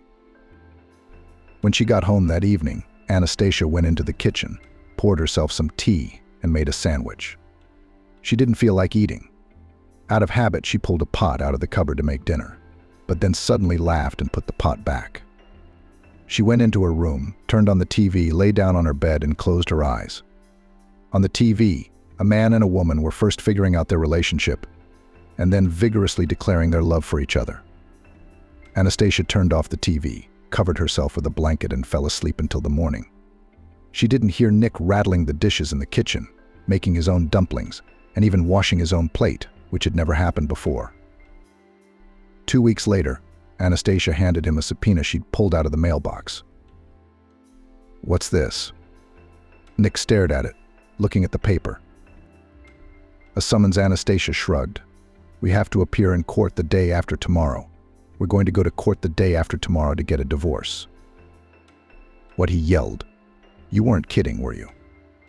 No, the wife replied calmly. And I also chose a few options for the exchange of our apartment. We'll have to pay extra, of course, but we can live separately. I'm not going anywhere. Nick threw aside the summons. I thought you were joking to scare me. So you're serious about breaking up with me? Nick asked. We lived together for so many years. We raised our daughter, and now you've decided to start a new life. I knew you'd found a man. You're a fool, Nick. Anastasia sighed. Do you have only one thing on your mind? That I'm cheating on you? Are you judging me by yourself? I'll divorce you even if you don't show up in court. We have an adult daughter and no other children. So you and I will be divorced like sweethearts. Nick looked pitifully at his wife. What are you thinking? We had a good life. Yes, I hurt you a little, but you forgive me, and we'll live like before. We're not in our 20s. We don't know how many years we have left. What do we have to share in our old age? What good things have I seen with you? Anastasia turned to Nick.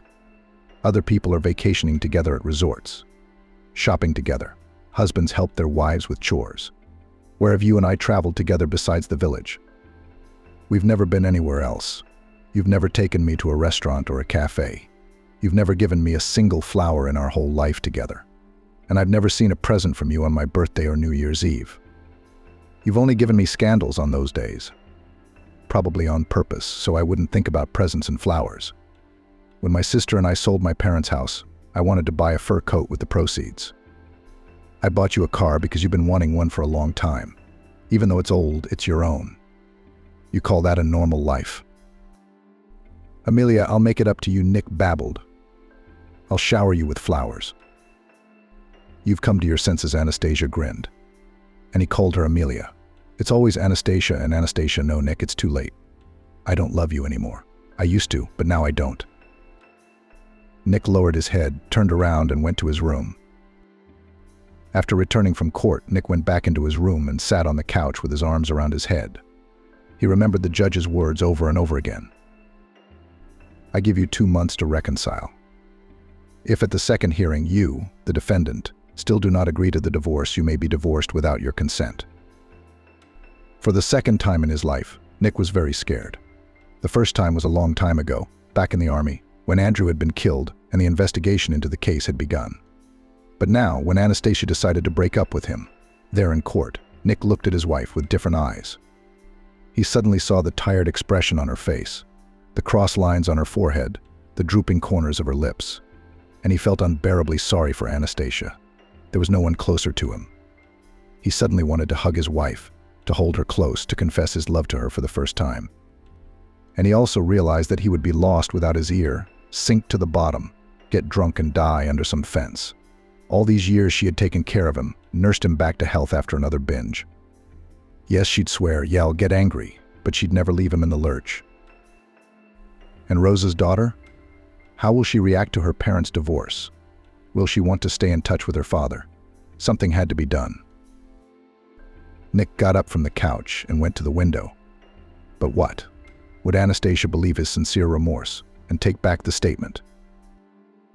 The next day, when Anastasia got off work, she was surprised to see Nick standing by the car. What are you doing here? She asked, walking up to him. Did something happen? 3. I was driving by and decided to pick you up to take you home. He was obviously embarrassed. Maybe I need to stop at a store or something. You tell me. You don't have to carry all the heavy stuff yourself. You used to ignore the heavy grocery bags I used to bring home, and then my arms would get sore. Anastasia grinned. Okay, let's go home. I've been on my feet all day. Yeah, and she opened the front door and saw a small bouquet of flowers on the seat. Who were these for? Anastasia wondered again. What's the occasion? They're for you. Nick was a little offended. You said I never gave flowers. I decided to buy some, and you're not happy again. Oh, it's too late for that. Anastasia sighed, sitting down on the seat. Still with you, even if you pick me up every day after work. I need to give flowers. Nick didn't say anything, turned the key in the ignition, and slowly pulled away. Anastasia sat next to him, holding a bouquet of flowers, and smiled. The next day in the evening, Rose's daughter walked in on them. "Dad, Mom, I have some news for you," she said, sitting down in her chair. "I don't know whether it will make you happy or sad." "We have news for you too," Anastasia said seriously. And Nick looked at her reproachfully. "Come on, tell us what's happened to you." "Well," laughed Rose, "you're going to be grandparents soon." "Really?" Anastasia came up to her daughter and hugged her. "I'm so happy. Nick, do you hear me?" She turned to her husband. "We're going to be grandparents. Will we have a grandson or granddaughter?" "I don't know," Rose shrugged. "We haven't had an ultrasound yet. It's scheduled for next week. Then we'll know the sex of the baby. What's your news?" Nick looked pleadingly at Anastasia, and she answered with a wave of her hand. "It's nothing much. I'd forgotten about it." When Rose left, Nick approached his wife. "So we have lived to grandchildren." He put his arm around her shoulders. "You know, I was thinking about the fishing trips we used to take when Rose was a teenager. Why don't we go to the lake this weekend?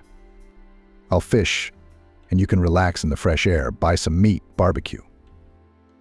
"Why?" Anastasia jumped at the idea. "All right, let's go." "I'll make sandwiches, and we'll get some tea in a thermos," Anastasia said. "I want to wander around the grove near the lake and listen to the birds singing." "So we'll go on Saturday," said Nick. "I'll get my fishing rods ready.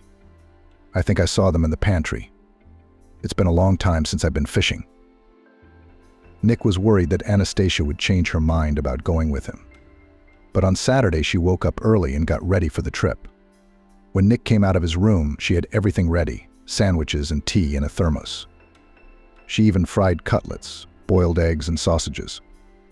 Out in nature, you always work up an appetite. The fish have already waited for you, and you still sleep and sleep. She teased her husband. "We'll be left without a catch." "We won't." Nick grumbled good-naturedly and began to dress quickly. It took them about 40 minutes to get to the lake. All the way they were silent, there was nothing to talk about. While Nick was sorting out the rods and other gear, Anastasia spread a blanket on the grass, laid out the food, and called her husband to breakfast. They ate in silence, listening to the grasshoppers chirping and the bees buzzing nearby. "I'm going fishing," Nick said, rising from the blanket and heading for the lake, while Anastasia put the groceries back in her bag. After standing beside her husband for a while, she walked toward the grove. How good it felt. She spread her arms. What grace. They walked back in silence, listening to music on the radio. "Shall I fry some fish?" Nick asked, satisfied. "I'll clean and fry it myself." "Where would I go?" replied Anastasia, getting out of the car. "We'll boil some more potatoes. We'll have a proper dinner." After dinner, Anastasia sat in her room watching TV. Suddenly she heard a phrase that made her think. Always give people a second chance, but never a third. Could it really be that Nick will change now, Anastasia thought. She walked over to the window. He's been courting me, even giving me flowers. And how can I tell my daughter about the divorce? Now, when she's expecting a baby. It's a shame to part with the apartment.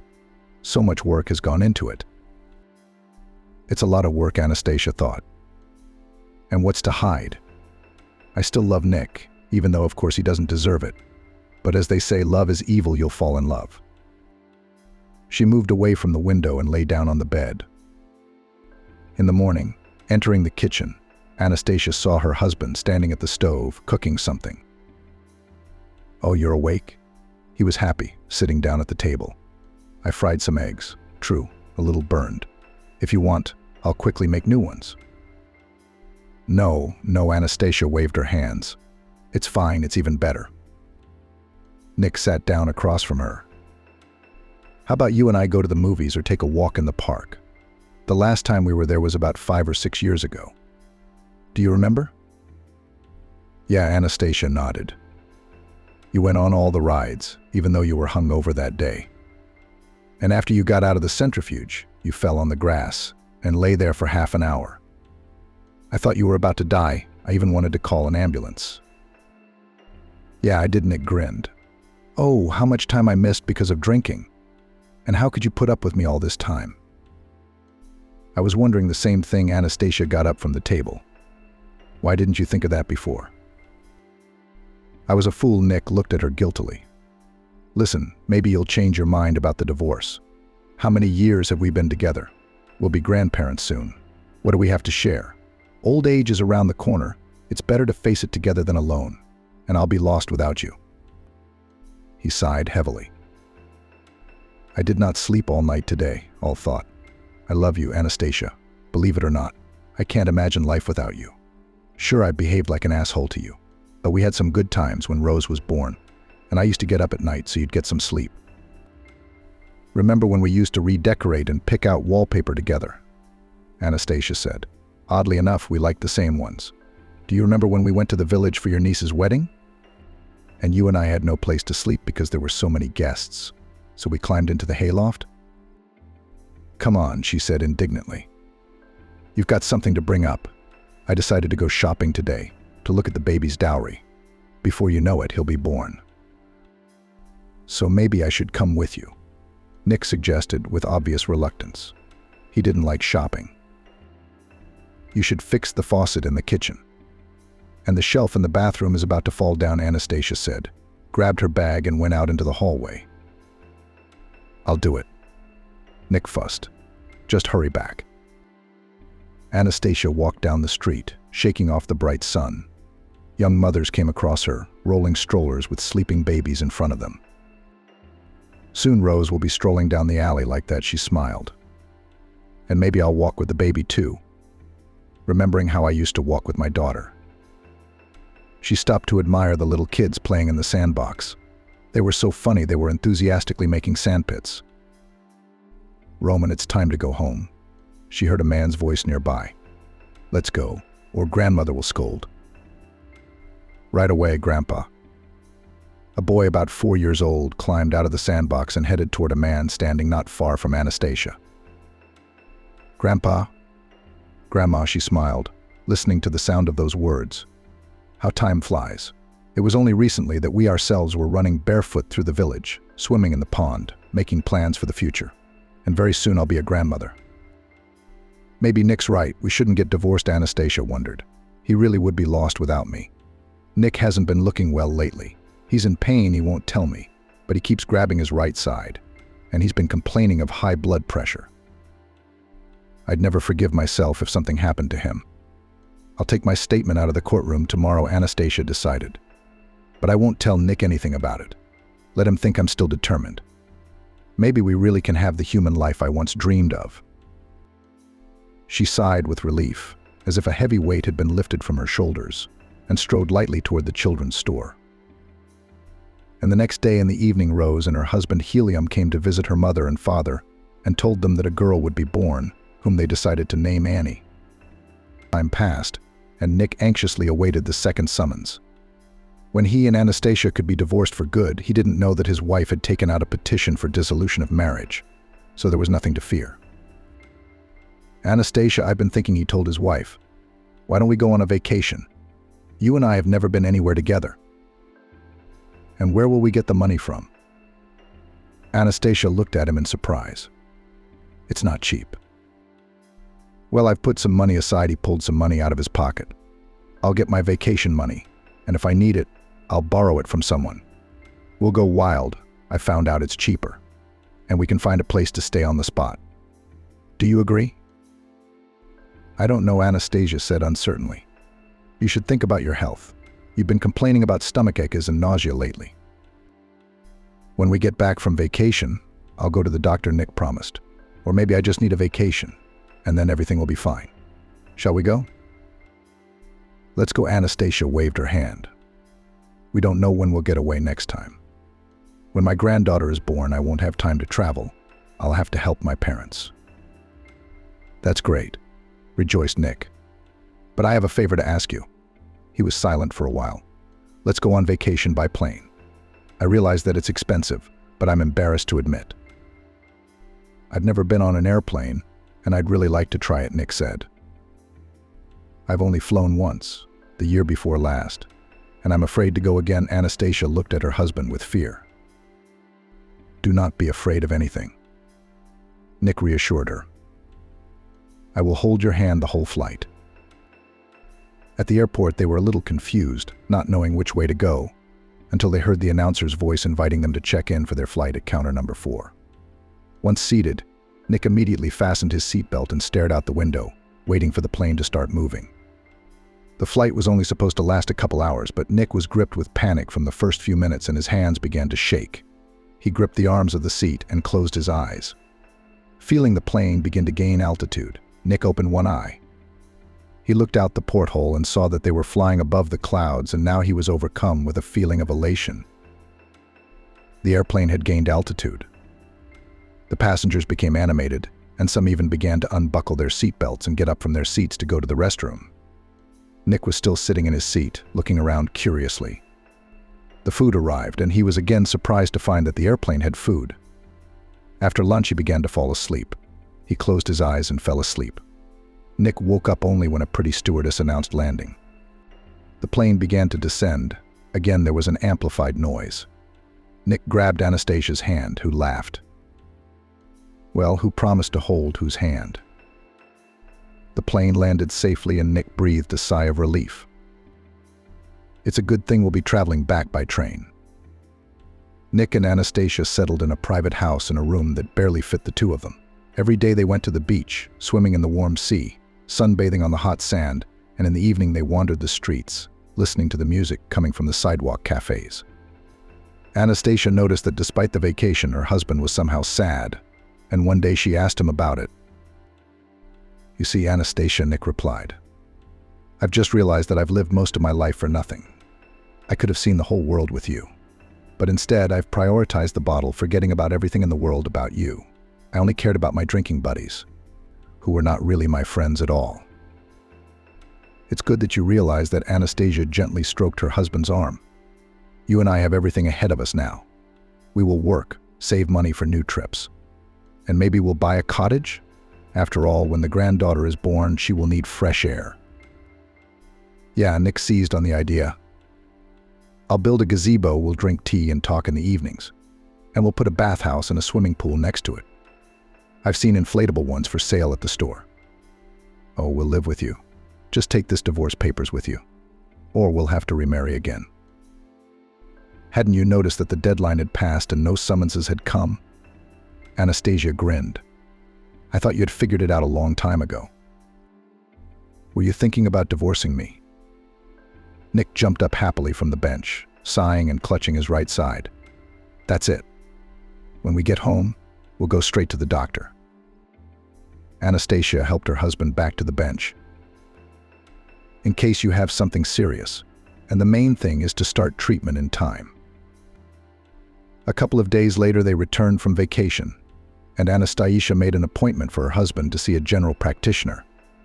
An elderly man in a white coat listened to Nick attentively and gave him a referral for tests. On his second visit to the therapist, Nick received a referral for an ultrasound of the abdominal cavity and additional biochemical tests. "Doctor, what do you think my husband has?" Anastasia asked with concern. "It's too early to say." The therapist scrutinized Nick's tests. "But I can assume that your husband has cirrhosis, given his previous lifestyle, and the symptoms confirm it." "Now you have to prepare for my funeral," Nick said irritably, when they left the clinic. "Don't be sad for long, you're buried. Get married right away." "Why should you live alone?" Nick said with a bitter grin. Anastasia did not answer anything, understanding the mood of her husband. "Coffin me, choose me inexpensive. There is nothing to spend, anyway we'll rot in the ground. And don't you dare dress me up in a suit. I can't stand these jackets and ties. Put me in a blue shirt and a gray sweater, my favorite. Then I'll look so handsome for sure." "Stop talking nonsense." Anastasia couldn't take it anymore. "Why are you burying yourself alive? We'll treat it as the doctor says. If necessary, we'll agree to surgery. And you'll be as good as new. And when the time comes, you'll die your own death. But that won't be for a while. Maybe I should go to church, do some penance." Nick suddenly suggested it. "God will absolve me of my sins. Maybe I'll get better." "How many sins do you have?" Anastasia asked wryly. "I think I know all your sins. Maybe you're hiding something else from me." I have one big sin. Nick lowered his head. But I can't tell you about it yet. I'll confess it when the time comes. Or maybe I'll take this secret with me to the grave. While they waited for the results of additional tests, Anastasia watched her husband. His appetite was gone, his sleep was disturbed, and he became nervous and irritable. As before, he was angry with his wife and dissatisfied with everything. Maybe I shouldn't have taken the application. Anastasia thought. We would have been divorced by now, and I wouldn't have heard those angry words. When it was time to go to the hospital again, Nick flatly refused. Go on your own, he said sharply to his wife. It was you who forced me to take stupid tests and examinations. I had nothing else to do. I had to go to the clinic alone. Anastasia knocked on the door and cautiously looked into the doctor's office. Ah, Titova recognized. Well, come in, said the doctor. I've come alone. Anastasia crossed the threshold. My husband isn't feeling well. Well, tell me how things are going. The doctor paced the room. Perhaps it's better that you came alone, he said, stopping in front of Anastasia. I have nothing to comfort you. The tests show that your husband has terminal liver cancer that has metastasized to other organs. Is it incurable? Anastasia asked the question and realized the stupidity of it. Couldn't we do surgery or something else? Could chemotherapy be administered? The doctor thought for a moment. You could try. But I don't think it would help anymore. Although, you need to take some more tests to be sure that your body can withstand chemotherapy. Here's a referral to an oncologist for tests. He'll explain everything you need to do next. Anastasia walked home slowly, tears in her eyes and the doctor's voice in her ears, 3 to 6 months. When she returned, she walked into Nick's room and saw him sleeping with his legs tucked under him. Maybe it will still turn out okay, she watched her husband's face. As if he sensed her gaze, he opened his eyes. Seeing his wife, with difficulty he got up and sat down on the sofa. How has he lost weight? Anastasia thought. Only recently we went to a resort. He looked good, even had a little tummy. Now it's so that all his clothes are hanging out. What did your doctor say? Nick asked with a grin. You'll live, Anastasia answered hastily. I just need to take some tests for treatment. We'll go with you tomorrow. I'm not going anywhere, Nick shook his head. I'll live as long as fate gives me. I don't need to poison my body with chemistry. How did he know about the chemo? Does he really know he has cancer? Anastasia was scared. You'll get better if you follow the doctor's recommendations, she insisted. You still have to get treatment. I won't, Nick repeated capriciously. Drink your own pills, maybe it's better for you. Maybe you'll become calmer and they'll let you go. Become as you wish, Anastasia said tiredly. I can't change your mind. The next day, Anastasia went to the oncologist and told him that her husband, Nick, didn't want to take any medication. And she hadn't even told him about the chemotherapy. I'll tell you what the doctor said when asked if Nick had any chance of recovery. A lot in treatment depends on the patient himself, on his willpower and will to live. Sometimes hopelessly ill patients literally cling to life and live for another 10 years, and the other may die of a cold or cut his finger. If your husband does not want to fight, then medicine is powerless here. So just be close to your husband, help him. Support him with painkillers, which I will now prescribe you. That's all you can do to help him. Once again, after leaving the hospital, Anastasia walked slowly down the street and couldn't believe that Nick might be leaving this world very soon. The phone rang and she saw on the display that it was her daughter calling. Mommy, how are you and Daddy doing? She asked cheerfully. Helium and I want to come over and visit you today. Oh, Rose, how can you show up? Anastasia tried to answer. Daddy's a little sick. Don't worry, it's nothing. He got a virus somewhere. I'm afraid I might catch it from him. When he gets better, we'll come to you. You need to take care now. You're about to give birth, so you mustn't get sick.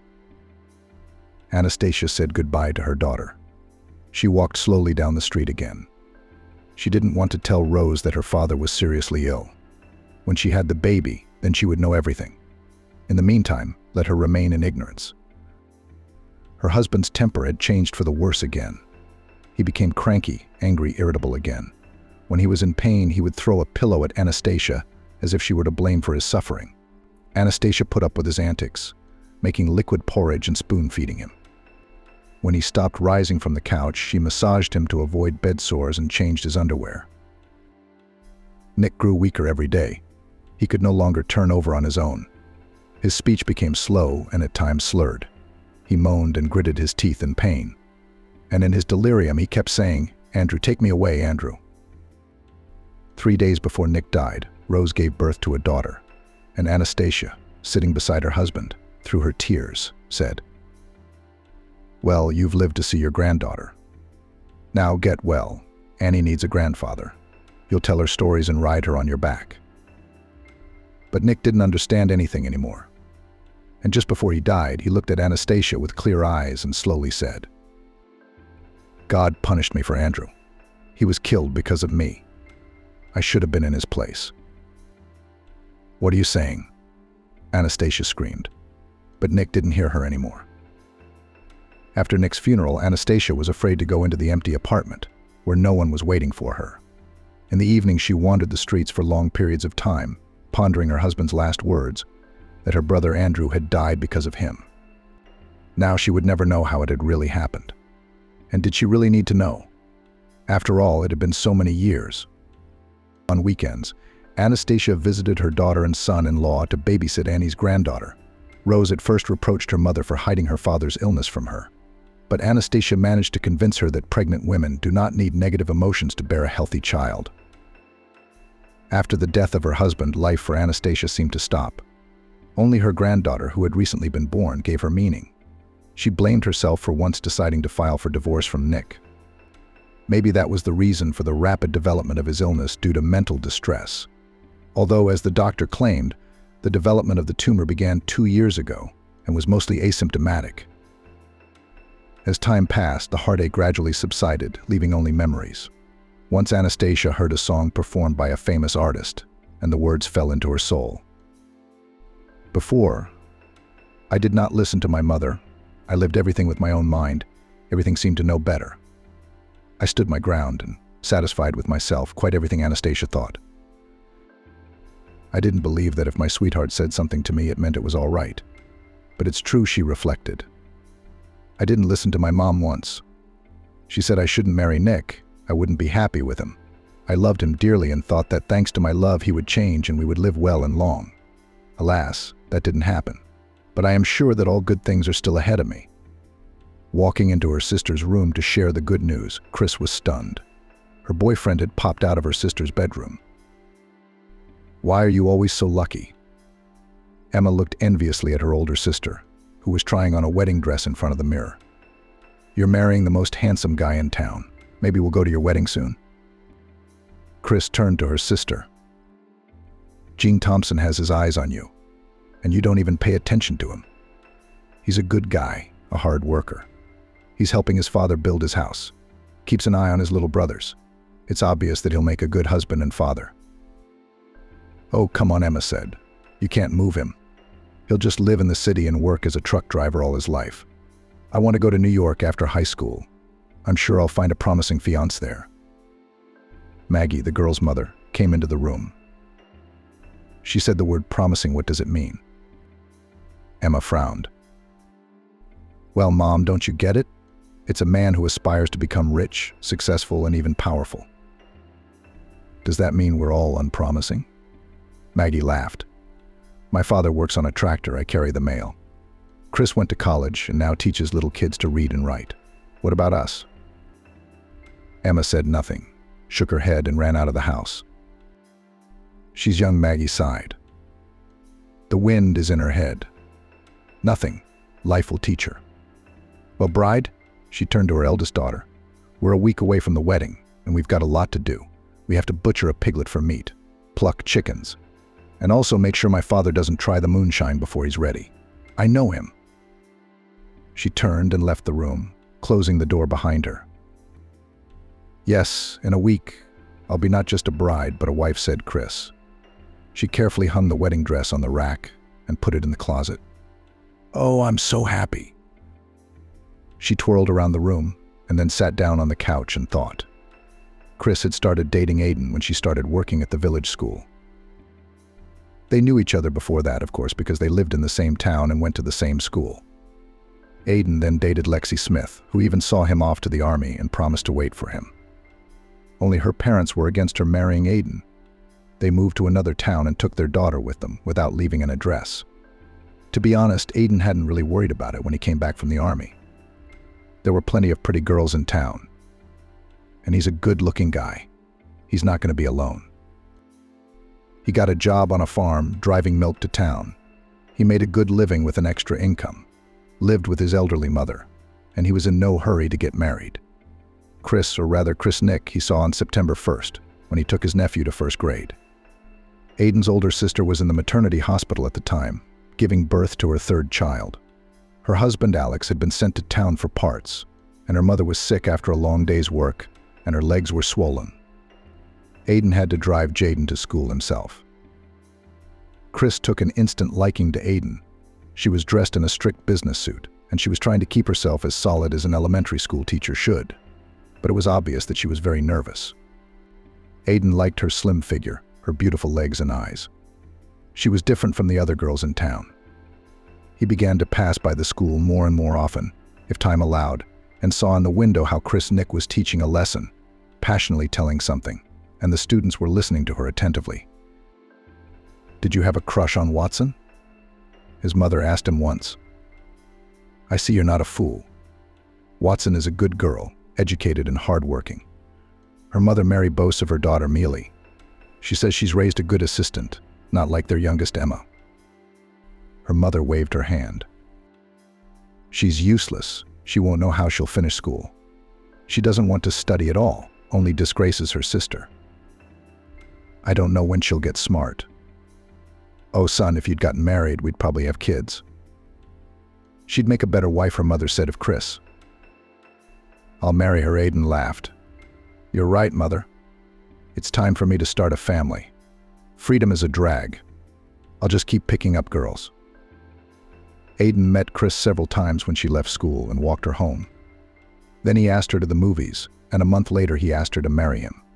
To his surprise, Chris agreed and even admitted that she liked him for a long time, when they were in school. In a week, she would become his lawfully wedded wife and move in with her husband. Chris got up from the couch and did the usual household chores. Her mother returned from the yard, her father came home from work, and Emma wasn't home again until late afternoon. However, everyone was used to it and sat down to dinner without her. The wedding was fun, only Chris was a little embarrassed.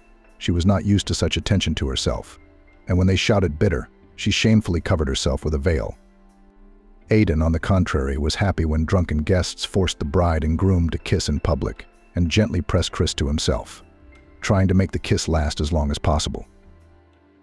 Emma frowned and envied her older sister again, thinking that she was unworthy of a guy like Aiden Wright.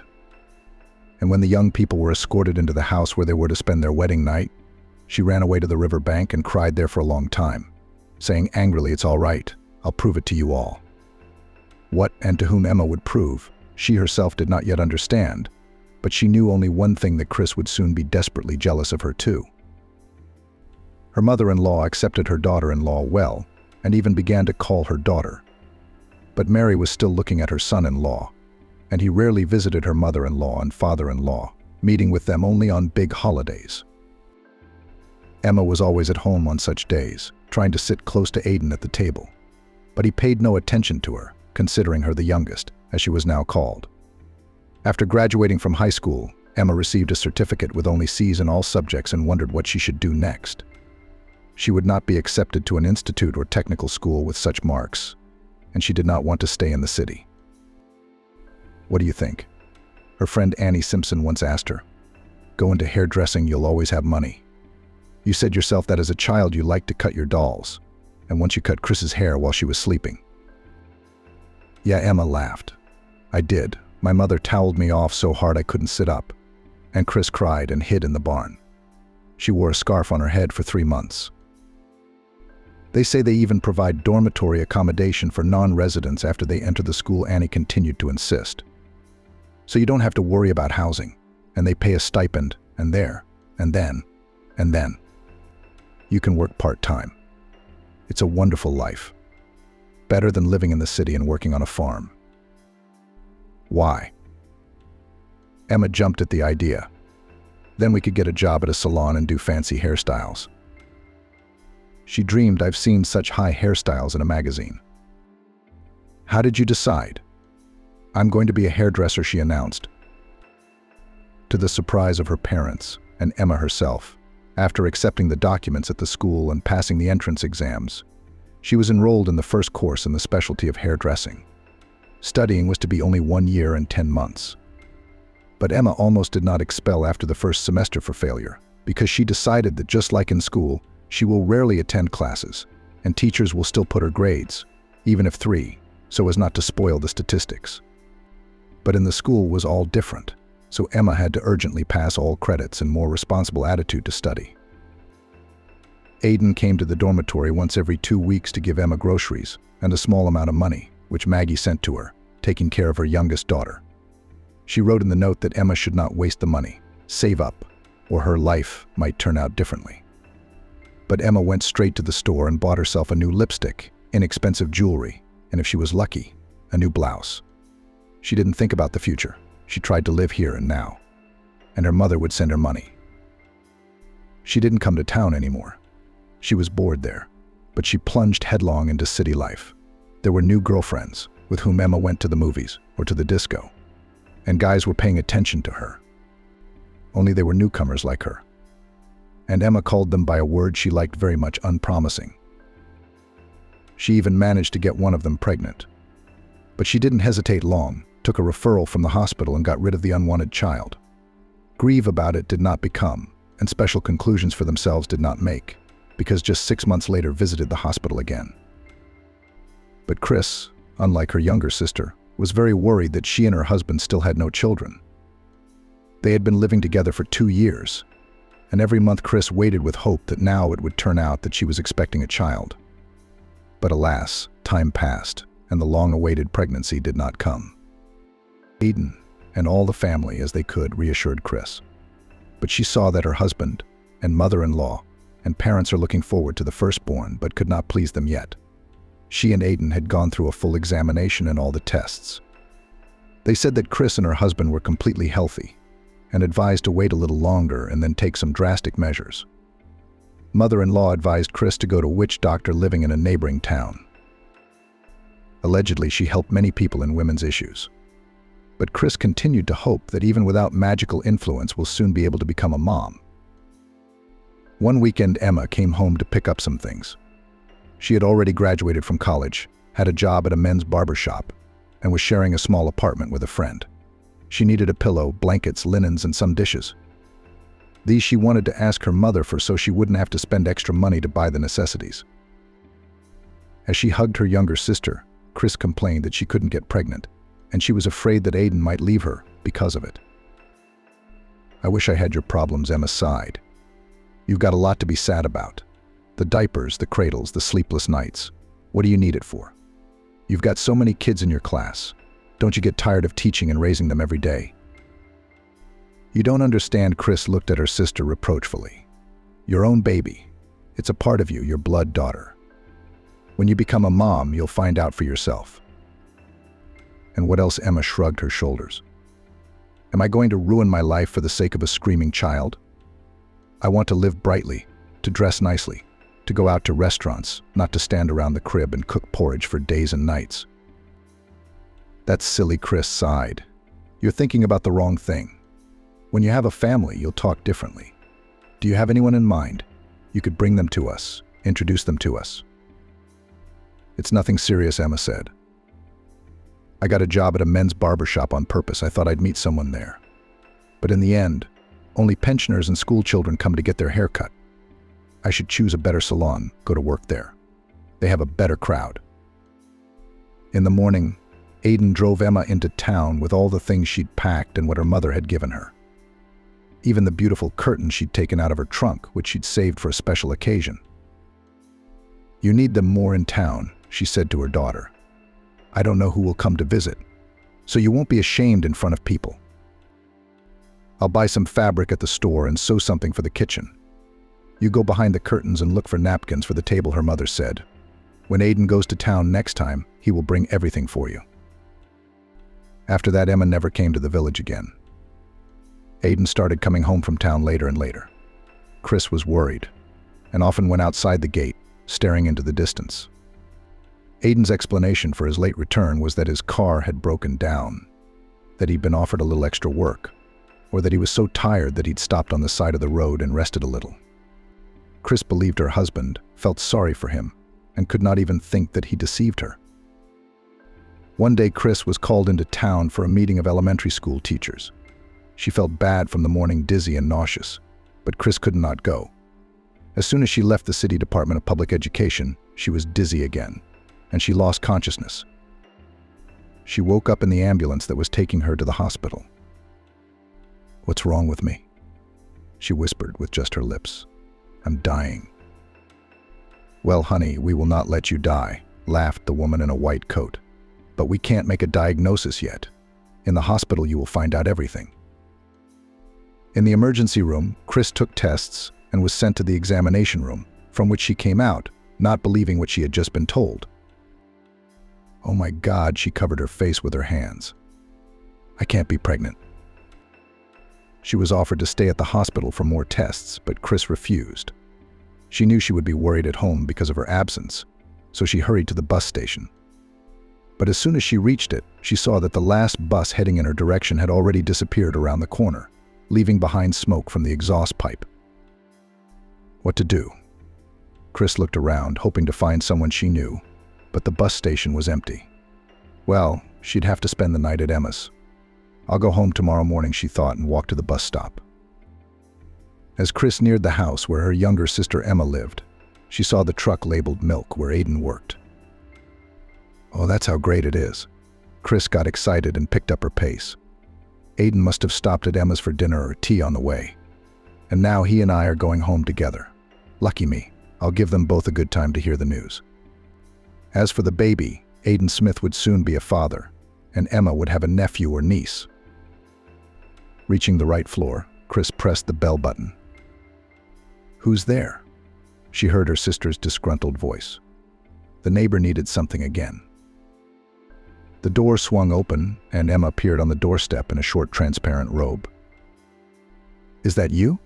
Confused, she asked when she saw Chris. "Hi, sis," she exclaimed happily. "You didn't expect to see me." "I came for a meeting. And then?" "Well, I'll tell you later. Why do you keep me on the doorstep? Let me through." "We told you that." Emma smirked, blocking the entrance to the apartment. "Why don't you come over tomorrow?" "What are you doing?" Chris was surprised. "I'll be in the village tomorrow. What's wrong with you?" She looked anxiously at her sister, who was very pale. "Isn't she ill?" "Yes," Emma nodded hastily. "You know, there's a virus going around. I'm afraid you'll catch it. You go home, and when I get better, I'll come to you myself." "Honey, who are you talking to for so long?" Chris heard the gentle voice of her husband. "Let's go to bed. I'm waiting for you, or I'll have to go home soon." "What?" Chris pushed Emma away and headed into the room with determination. Seeing his wife, Aiden covered himself with a blanket and was afraid to even look out. "What's that?" Chris turned to her sister. "What is my husband doing in your bed?" "Well, now that you've found out," Emma sat back in her chair with her foot on the leg. "There's no reason to hide. Get out and get dressed," she shouted at Aiden. "The three of us can talk about this, since you couldn't tell Chris," Emma said. "I have nothing to say to you." Chris turned and walked toward the exit. "Wait," Emma grabbed her arm. "I want to tell you that Aiden and I are having a baby. You still haven't been able to give him a baby." "I get it," Chris said, then bit her lower lip. "Well, so be it. Know that not only do I now have no husband, but no sister." She opened the door and quickly walked out of the apartment. Chris walked down the street, unable to see anything from crying. She almost got hit by a car as she crossed the road. "Chris." Adrian, the driver who was driving the chairman, jumped out of the car. "I almost ran you over." What happened? He saw tears in her eyes. Did someone die? Yes, Chris nodded her head. Yes, they did. You get in. Get in, Adrian fidgeted, swinging open the front door of the car. I'm on my way back from the train station to drop off Alex and his wife Maggie. They were on vacation at the resort. I wanted to stop by a friend's house. He lives here in town. I thought I'd drive back to the village tonight and then in the morning. Well, if that's the case, we'll go there right away. So who died here? Was it Father Nick? I thought I saw him this morning. He was in good health. No, not Father. Chris shook her head tiredly. Maggie's mother. Adrian almost let go of the steering wheel. How sad, he exclaimed. My husband and my sister are dead, Chris cried. Dead to me, she said. They drove the rest of the way in silence. The whole village was buzzing like an alarmed beehive. When Chris learned that Aiden Smith had become involved with Emma Watson and was expecting a child with her, she told only her mother Maggie and asked her not to tell anyone. But Maggie could not resist, shared the news with her neighbor, and she told everyone else. Everyone discussed Aiden Smith with Emma Watson and felt sorry for Chris, whom they respected very much. Chris took her things and went to live at her parents' house, and Aiden, returning to the village in the morning, wrote a letter of resignation. He turned in his truck, got his paycheck the same day, and took the last bus back to town. Maggie tried to talk to him, to talk some sense into him, but he only waved her away, telling her to stay out of his life. He'd figure it out on his own. Chris didn't leave the house for a week. Good thing school was out. It was vacation time. Maggie was worried about her daughter, afraid she'd do something to herself. But one evening, Chris walked into the kitchen. At the table just sat her mother and Father Nick, and raising her head proudly said, "No matter what happens, I have something to live for. Mom, Dad, you don't know this yet, but I'm expecting a baby. I'm going to raise it on my own. I hope you'll help me. And please don't mention my ex-husband or my ex-sister's name in this house again. And if Emma shows up here, I will leave this house." Oh, my daughter. Maggie went to Chris. What a joy. She turned to her husband. Why are you sitting there? Go hug your daughter, as, after all, soon to be a grandfather.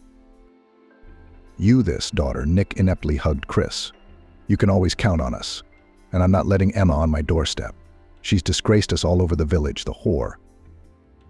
He swore harshly. Aiden and Emma never came back to the village, and there was no news of them. Maggie wanted to go into town to find out anything about the prodigal daughter. But as soon as she mentioned it to her husband, Nick looked at her so much that it became clear to her that it was better not to meet with the youngest daughter at all. Chris's pregnancy went well. She went to work until the birth and helped her mother in the household. And in due time, Chris gave birth to a daughter, which she named Marina. Grandmother and grandfather did not dote on her granddaughter. They got up to her at night so that Chris could sleep. Maggie even quit her job as a letter carrier to look after the girl. And Chris was already back at work on September 1st. After school, she was just in the teacher's lounge when a young man walked in and politely greeted everyone, introduced himself as Michael, and announced that he would be teaching high school history and geography. The young teachers immediately took out their mirrors, fixed their hairstyles and painted their lips, while the others looked at the new teacher with interest and nodded approvingly. The situation is just like in the movie Big Break, teacher Jessica whispered to Chris. Remember, Nestor was also the only man in the girls' group. No, I haven't seen that movie, Chris shrugged. That's too bad, Jessica sighed. There's a lot to learn from the current generation of educators. Chris shrugged again and looked at her watch. It was time to go and feed Marina. Excuse me, can you tell me how to get to the post office?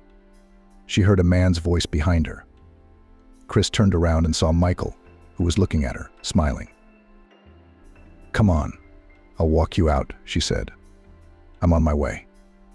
On the way they talked, and Chris learned that Michael came to work in their village for a reason. In the city he has an ex-wife, and most importantly a daughter, Emily, whom he misses very much. So why did you leave them? Chris wondered. Would have stayed in the city and met with his daughter. The proverbial housing issue, Michael grinned. After the divorce, I left the apartment to my wife, and I lived with one friend, then another, then my parents. When my ex-wife got an apartment from the state, where my daughter lives now, I found out that your school needed a teacher. And I came here. So I came here. I've already been assigned a house, and I'm trying to get settled in. Here's the post office. Chris pointed to the blue-painted doors. Over there is the library. She pointed to the brick building again. There's also the clubhouse where our young people hang out. And once a week on weekends you can watch a movie. I'll definitely check out the library, Michael nodded. When I lived in the orphanage, I spent a lot of time reading books. I even got the nickname the bookseller for that. I especially liked history and travel books. I remember literally reading Robinson Crusoe, The Mysterious Island, Captain Grant's Children. Oh, I always liked those books too. Chris rejoiced. My mom used to get mad at me because I'd cover myself with a blanket, turn on a flashlight, and read all night until dawn. You know, she looked at Michael. You should come and visit us. You don't know anyone here, and I'll introduce you to my parents and my daughter. She's just a little girl, though. Do you have a daughter? Michael asked with interest and immediately became sad. Thank you for the invitation, but I'm not comfortable. I didn't have time to come here, and now I'm asking for a visit. This isn't the city. Chris got mad. We keep things simple. A new person in the village, you have to invite him to visit, feed him, ask him questions, and if necessary, help him. There's our house. Chris pointed to the green fence at the end of the street. Daddy painted it himself. No one else has one like it. Thank you, Michael said again. He said goodbye and went into the building where the post office was. You know we have a new teacher at school. Chris literally ran into the house. A man. He's had some kind of family tragedy, so he came to our village. Wait, don't touch that. Maggie frowned. Better feed the baby. Can't you hear Marina crying? She must be hungry. Now, Chris quickly washed her hands and took her daughter in her arms. Well, why did you scream, my beauty? Chris said affectionately. Now Mommy will feed you and you will calm down. After feeding, Chris put her daughter back in the crib, and she fell asleep immediately. Maggie put a plate of food in front of Chris. Who did you have at school? Chris told about Michael. And at the end, she added, You know, I feel sorry for him. He's so lonely and his eyes are so sad. You can tell he's very worried about leaving town, and most importantly, his beloved daughter. So invite him to visit us. Maggie poured tea into a cup and sat down opposite her daughter. You know you should always support people, especially those who need it. Who knows what's on your Michael's mind? Why don't you let him come over tomorrow night? I'll bake some pies. Get some from the cellar. He's probably got nothing to eat at home. Maybe I could help him with his chores. We should clean the house, mop the floors. Why didn't you find out right away? I didn't think about it. Chris lowered her head. You see, Maggie nodded. It's good that you have a mother. Someone to think about it. From the orphanage, you say? She wondered. Oh, to know I've never seen a mother's affection. And why such a punishment for a good man? She took an empty bucket from the bench and went out into the yard. Mom's right, Chris thought as she finished her tea. How could she not have offered to help right away? And she'll think we're all indifferent. The next day, Chris was still hesitant to ask Michael to come over. Only when the two of them were alone in the teacher's lounge after class did she dare. I told my parents about you yesterday, and they are inviting you to visit. My mom has already put the dough for the pies this morning to treat you. So we're waiting for you tonight. Chris exhaled with relief. I can't say no to pies, Michael laughed. I'll be sure to stop by. Thanks for the invitation. When she had finished her chores, Chris began to set the table. She laid the tablecloth and took out the table set, which her mother had taken great care to display only on special occasions. It's just like preparing the groom's party, Maggie joked. I've had enough of fiancés. Chris sighed heavily. I'm not going to get married again. I've had enough once. Don't be so sure, Maggie shook her head. You're still young. Anything can happen in life. As they say, fate will find you behind the stove. Chris Chris wanted to answer her mother, but saw through the window as the gate opened, and Michael entered the yard. "Oh, he came, and I have not had time to change," exclaimed Chris. "Good evening," Michael said politely, entering the room and handing Maggie a box of chocolates. "Come to the table," she said, a little embarrassed. "John, why are you standing there? Come on, give your dear guest a treat," Maggie said to her husband. John fussed. "Michael, will you try my cherry liqueur or my moonshine?" "Oh, this is some fine moonshine I've made. Clear as a tear." "I don't really drink," Michael started to refuse. "But you should respect the hospitality of your hosts, so I think I'll try some of your liqueur." "Good." John was happy and poured the drink. Maggie began to take care of the guest. "Don't be shy, we keep things simple." Michael ate the pies and praised them, but most of all he liked boiled potatoes with pickles. After drinking Naluka, he relaxed a little and began to talk about his life and why he came to work in the village. "I never knew my parents. My mother abandoned me in the maternity hospital, so first I was in a baby home, and then I was transferred to an orphanage," said Michael sadly. "I had a grandmother who lived in the village. She was old, and they wouldn't let her take custody of me.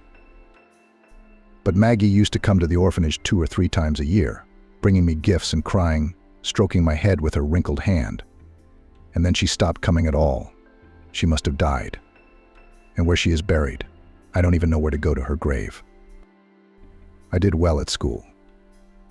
I especially liked geography, and I dreamed of visiting different countries. I also wanted to become a teacher.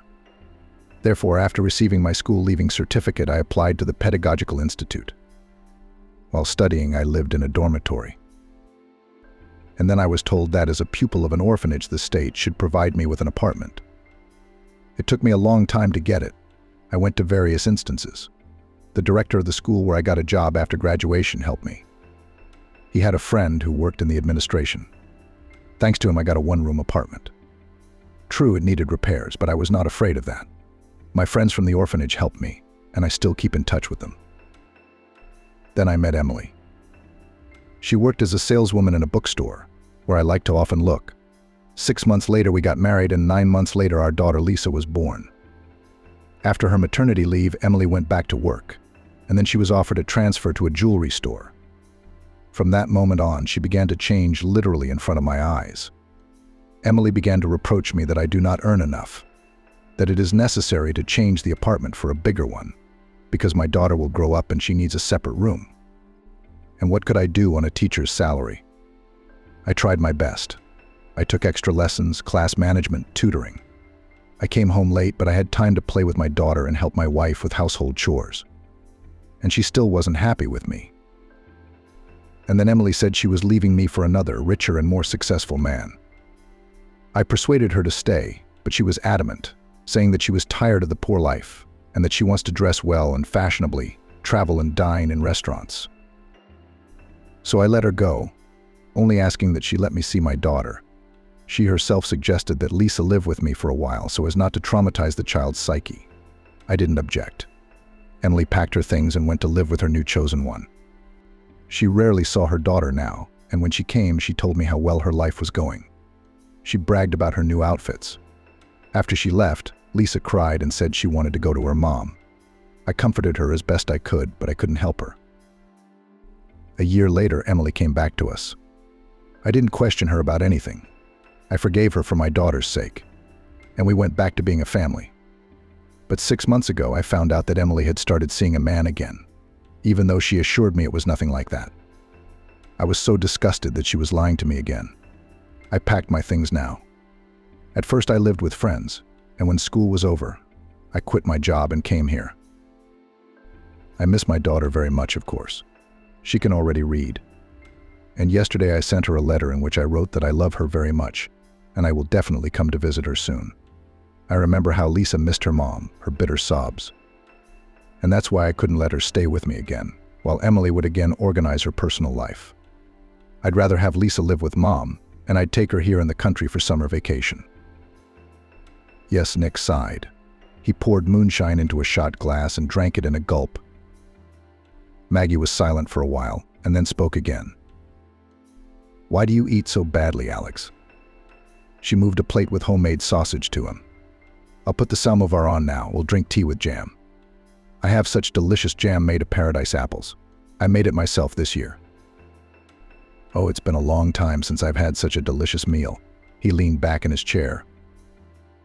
"Thank you for the treat." After a short conversation, Alex started to go home. Chris came out to see him off. "What nice and hospitable parents you have. Does your daughter look a lot like you?" He stopped at the gate. "Excuse me for an indiscreet question, are you married?" "No," Chris replied sharply. "I was married, but it didn't work out, and I don't want to discuss it." "I'm sorry," Alex repeated guiltily. "Good night." He turned around and walked quickly down the dark country street, holding the bag of pies that the caring Maggie had handed him. How unlucky for the man. Maggie sighed as she cleared the table. "Archel's right. You can tell he's a good man, but he's unlucky with his wife. I wish you had a husband like that, Chris." She turned to her daughter. "I already told you that I do not need anyone," she replied with irritation. "We don't know how long he'll be with us.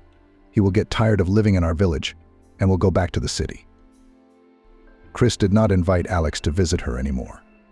And at school, she only nodded her head in greeting if they met in the teacher's lounge. In the middle of the school year, Alex suddenly left for the city, and none of the teachers could understand what had happened to him. He said it was a family emergency. Mary, the headmistress, explained. I didn't question him further. His face was already blank. I think he got a telegram of some kind. "Yes, I brought him a telegram," confirmed Mealy, the postmistress. "And it said, 'Come right away. Emily's in the hospital, that's all. I don't know what happened to him.'" She waved her hands helplessly. Alex returned to the village 2 weeks later. He was accompanied by a girl of about 6, who held his hand tightly and looked around with frightened eyes. As they were walking home, they came across Maggie coming back from the store. "Did you bring your daughter to visit?" Maggie asked, looking at the girl. "Wow, she looks just like you. She looks just like you." No, Alex shook his head. He sighed.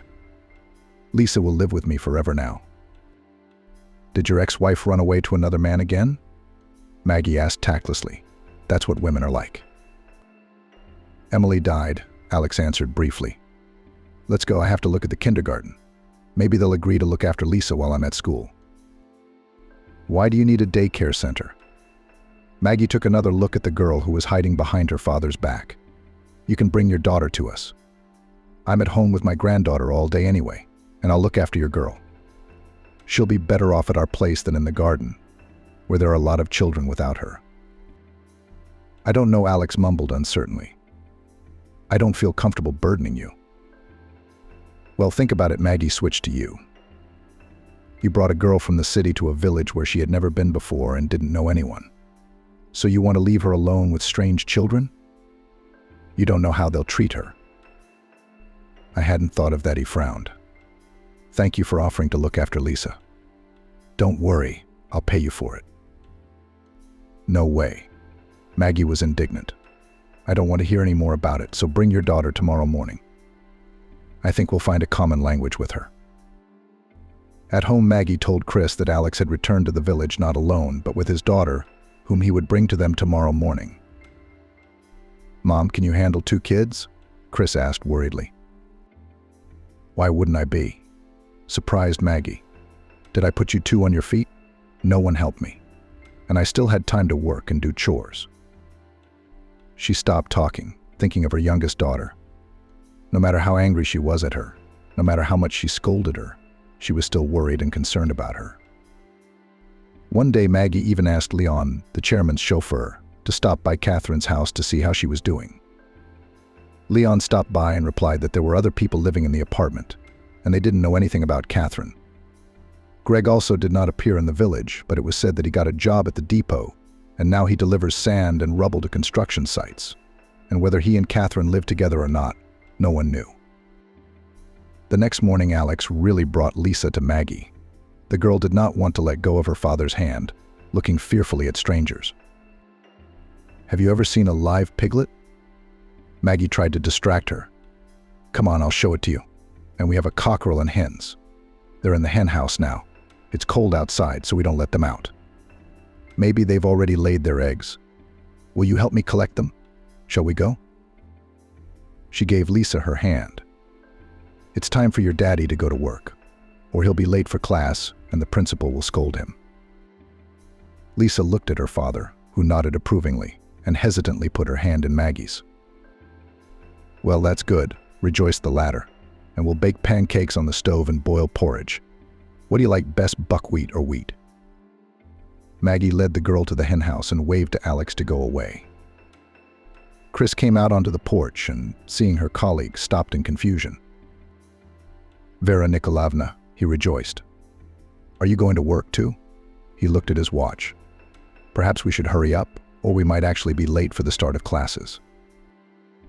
After class, Chris and Alex walked together again toward Maggie's house on the snow-covered country road. They were not in a hurry now, enjoying the silence and the frosty weather. What did your wife die of? Chris suddenly asked. Was she sick with something? Alex sighed and, after a little silence, answered. She was in a car accident. The man she was in the car with was alive, and Emily was in intensive care for a week. Doctors, as best they could, fought for her life, but alas, nothing could be done. The injuries were too severe. I'm so sorry, Chris whispered. Your daughter is without a mom. I grew up without a mother myself, and I know what it's like. He sighed again. So I'm going to try to replace her with Lisa. As much as I can. You'll probably go back to the city now, Chris suggested, and our school will be without a geography and history teacher again. No, we won't go back to the city. Alex shook his head. We have no relatives there, and friends and acquaintances have their own families, their own worries. And I liked it in your village. People are very kind and helpful. It's rare to find such people in the city nowadays. Our people are really good, confirmed Chris, both in sorrow and in joy, always together, always helping each other. I've already seen that he supported Chris, who slipped on the slippery road.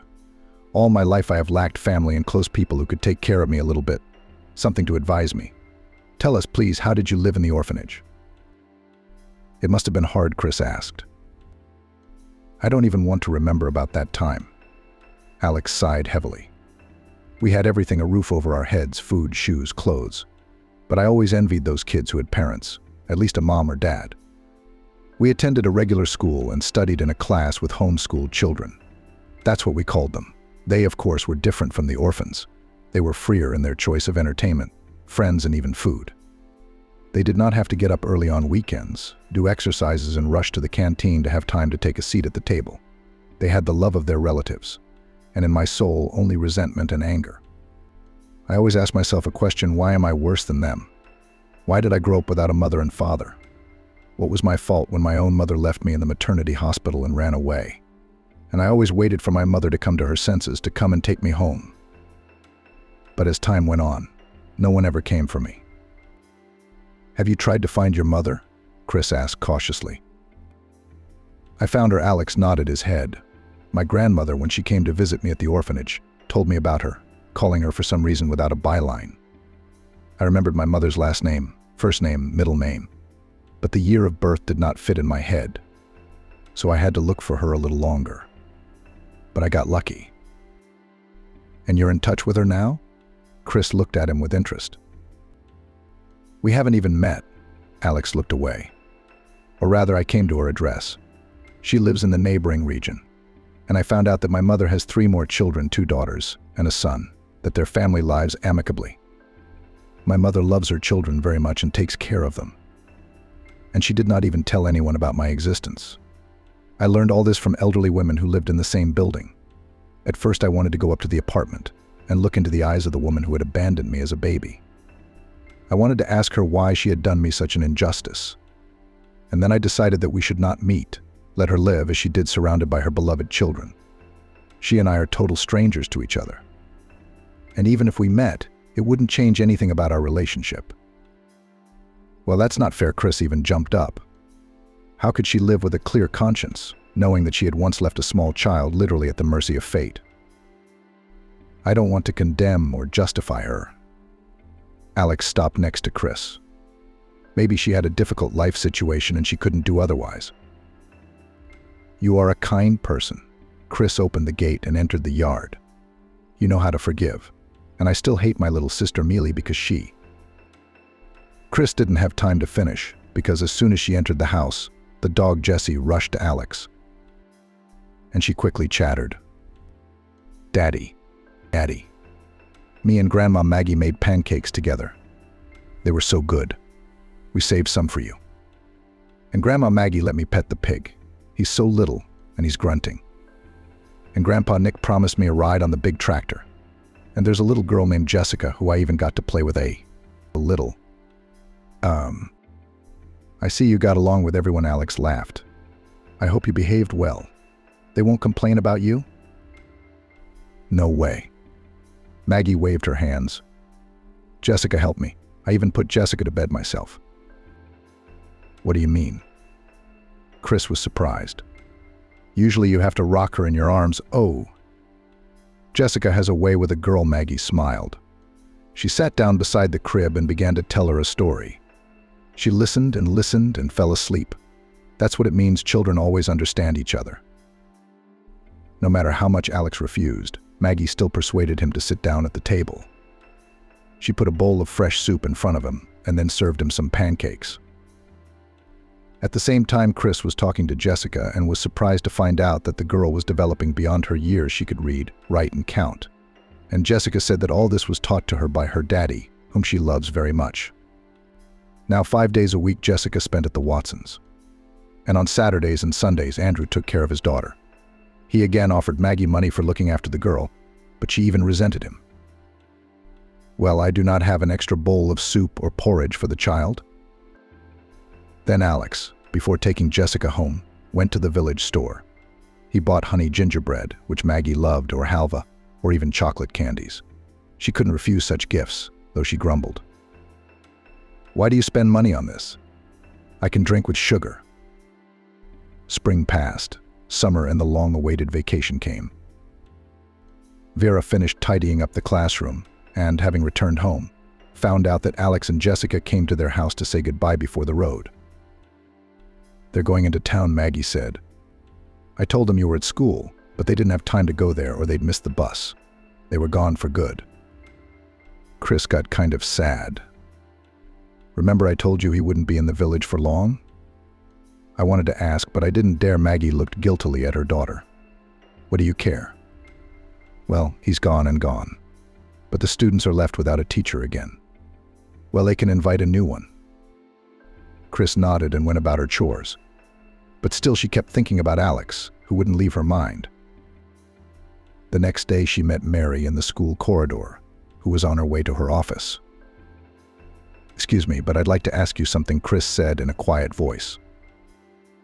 And Mary stopped and looked at her in surprise. We won't have a geography and history teacher again in the new school year? Why, Chris, would you say that? Mary called all her teachers by you and first name, even though she had once taught. I haven't received Alex's letter of resignation. He's on vacation now and should be back to work at the end of August. But he left and took his daughter with him. Chris kept asking. If he had gone away for a few days, he could have left Jessica with us. I don't know what kind of business a man might have. Mary grinned. When he comes back, you can ask him about it then. Now, if you'll excuse me, I have some work to do. They're expecting a report from the town council. It was the middle of August. Alex and his daughter hadn't shown up in the village yet, but Aiden showed up and came to visit his mother. In the evening, he'd shown up at the Watsons' house drunk. Chris was the only one home. Maggie was at the neighbor's house, and Nick hadn't come home from work. Why didn't you tell me I had a daughter? Aiden looked at Chris with anger. Or do you have something to hide from me? I wanted to tell you, Chris grinned, but you were so into my little sister Emma, who was also pregnant. With you. So who did you have, a son or a daughter? Aiden looked away. A son. Congratulations on your heir. Chris grinned again. You and Emma must be very happy. What do you want from me? Why are you here? Are you still my wife? Aiden said uncertainly. We're not divorced, are we? Why don't we try living together again? And we have a daughter now. How will she grow up without a father? What about Emma? Chris squinted. You're living with two families, aren't you? You got a kid there too? Emma and I haven't lived together for a long time. Aiden sat down on a stool. We broke up right after the birth of our son, whom she gave to the orphanage. Gave him away where? Chris asked. Her own child? An orphanage? That can't be. Why would she want a sick child? Aiden took a cigarette out of the pack to light it, but remembering, put it back. The boy was born with some kind of abnormality. The doctors said we were going to have a hard time with him. So Emma decided to give up her son while he was still young. He'll be better cared for at the orphanage than his own mother. You know your sister, she doesn't think about anyone but herself. How could you let her do that? Chris paced nervously from side to side. And after all this, you dare to come here and ask us to live together? It's like nothing happened. Get out of here and don't let me see you again. But Aiden got up from his stool and came toward her. Get out, Chris shouted, pointing her hand toward the door. And forget you have a daughter. I'll never let you see her again. We'll see about that. Aiden kicked the stool, which fell to the floor with a clatter.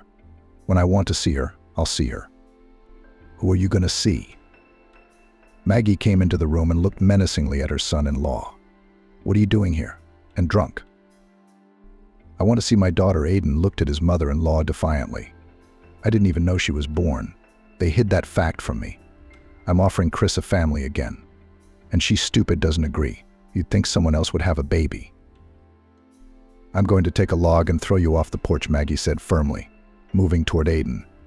You'll forget your way back to us in no time. Yes, I gave you my trust. He took a swing at Maggie, but immediately grimaced in pain. Alex, who had entered the room at the same time, intercepted his arm and twisted it back hard. Are you going to leave, or will they throw you out of the house like a puppy? He asked Aiden sternly. What kind of a man are you if you're going to lay a hand on a woman? Who are you? Aiden raised his head, writhing in pain. Alex led Aiden out into the yard, brought him to the gate, and only then let go of his hand. I used to do sambo when I was young. So you don't want to mess with me, he told Aiden, and walked quickly back into the house. Did you come for good or just to get your things and papers? Maggie asked him. And Sarah, she's grown so much over the summer. I didn't recognize her at first. Of course she has grown up, Alex smiled. She'll be starting school on September 1st. Chrissy turned to her. Will you take another student in your class? Such a capable one. Of course I will, she smiled back. While Maggie was asking how Alex had spent the summer, Chris went outside and sat down on a bench. You've been gone so long? Mary began to speak. I thought you weren't coming back to the village. Did you go on vacation? We went to my mother's, Alex answered after a little silence. I thought about it for a long time and decided to meet her to find out why she did that to me. And you did, Chris whispered. Yes, Alex nodded his head. It wasn't easy for both of us, but still I was able to find the strength to forgive my mother, who literally knelt in front of me and cried bitterly. I also met my sisters and brother, my nephews. So I have a big family now. They kept us home too long. Persuaded us to stay forever, to live all together. But I'm not ready for such a change in my life yet. Did you find out why your mother abandoned you when you were still a baby? Chris asked cautiously. As she told me when she was young, she was, as you might say, quite windy, easily falling in love with guys and easily breaking up with them, until one of them turned her head, Alex began. After a while, her mother got pregnant and was even very happy about it, thinking that her lover would marry her right away. But it turned out differently. He left her and never showed up again. It was too late to have an abortion. Then she returned to her mother, who constantly reproached her and was ashamed of her dissoluteness. And yet my grandmother did not refuse to help and was ready to help in the upbringing of her grandson. But my mother decided in her own way, having given birth to a child, that is me, she refused him in the maternity hospital and went to live in another city. And she never remembered you? Chris was horrified. She says she did. Alex sighed, but she never tried to find me. She thought I was adopted by other parents and that everything was fine in my life. When she saw me on the doorstep of her apartment, she didn't even believe that I was her son. After all, it had been many years, Alex continued. Then we had a long talk with her. I told her about my life in the orphanage, about my grandmother, who sometimes visited me. My mother cried bitterly and constantly asked for forgiveness. She introduced me to her husband, my sisters and brother, not hiding from them that she had committed a great sin in her youth. To be honest, my sisters were very happy to have an older brother, and my little brother proudly declared that he wanted to be like me. I'm very happy for you, Chris said sincerely. Now you and Jessica have relatives, and you won't feel lonely. And the one who was rudely escorted out of the house, who do you belong to? Alex asked. Chris sighed. Husband, or rather, ex-husband. She told Alex everything that had happened recently in her life with Aiden. Yes, he stretched out, and after all that, he dares to show up at your door like that. But that's not all, she said, her head low.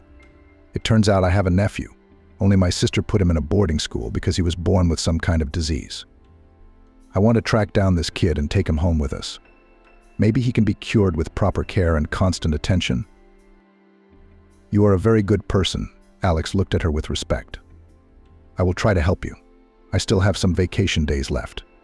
And tomorrow morning I'll go back to the city to collect information about your nephew. Only he hesitated. I'll have to stay with you for a few days. Chris nodded quickly and began to thank Alex for his help. He pulled a notebook out of his pocket and began writing down the information about Lexi and Aiden that Chris had told him. The next day, Alex took the first bus to town and returned from there a few days later. All this time, Chris and Maggie had been waiting impatiently for him. Chris and Maggie had already decided that they would definitely take the boy from the boarding school and take care of him. When Alex came into their house, they immediately rushed to him with questions. I have 2 pieces of news for you, he said tiredly, sinking down on a chair. Good and not so good. Which one should I start with? The good news, of course, Chris and Maggie exclaimed with one voice. I managed to find out which boarding school your nephew and grandson was in. He really has health problems. The doctors found a heart defect, and without surgery, they gave no chance for him to live a full and long life. What's the other news? Chris asked with bated breath. Wasn't there? No? No, Alex waved his hands. Don't think anything bad, there's nothing wrong with the boy. Only he was adopted by foster parents who will be responsible for his treatment. They have both means and conditions for that. We have to take our grandson, Maggie said firmly. We don't want him to live with strangers when he has his own grandparents. I'm afraid it won't work. Alex helplessly waved his hands. They made all the necessary documents and took the child to another country. Maybe it's even better, because heart surgeries are very expensive. That means that your grandson has a good chance to live on. Lexi, Maggie covered her face with her hands. What have you done? How could you have the conscience to get rid of your own child? You should have brought her to us if you didn't want to raise her yourself. She got up from the chair and went into the other room. Thank you so much for helping us find out about the nephew we'll never see. Chris looked at Alex with gratitude. Without your help, it would have been much more difficult for us. On September 1st, the schoolyard was crowded as usual. Chris had lined up her first grade class and was now observing the students. Jessica stood serious in the white blouse and dark blue sundress that Maggie had ironed for her yesterday. Alex admired his daughter from afar and involuntarily shifted his gaze to Chris, who was nervous again, as if she was receiving her first graders for the first time.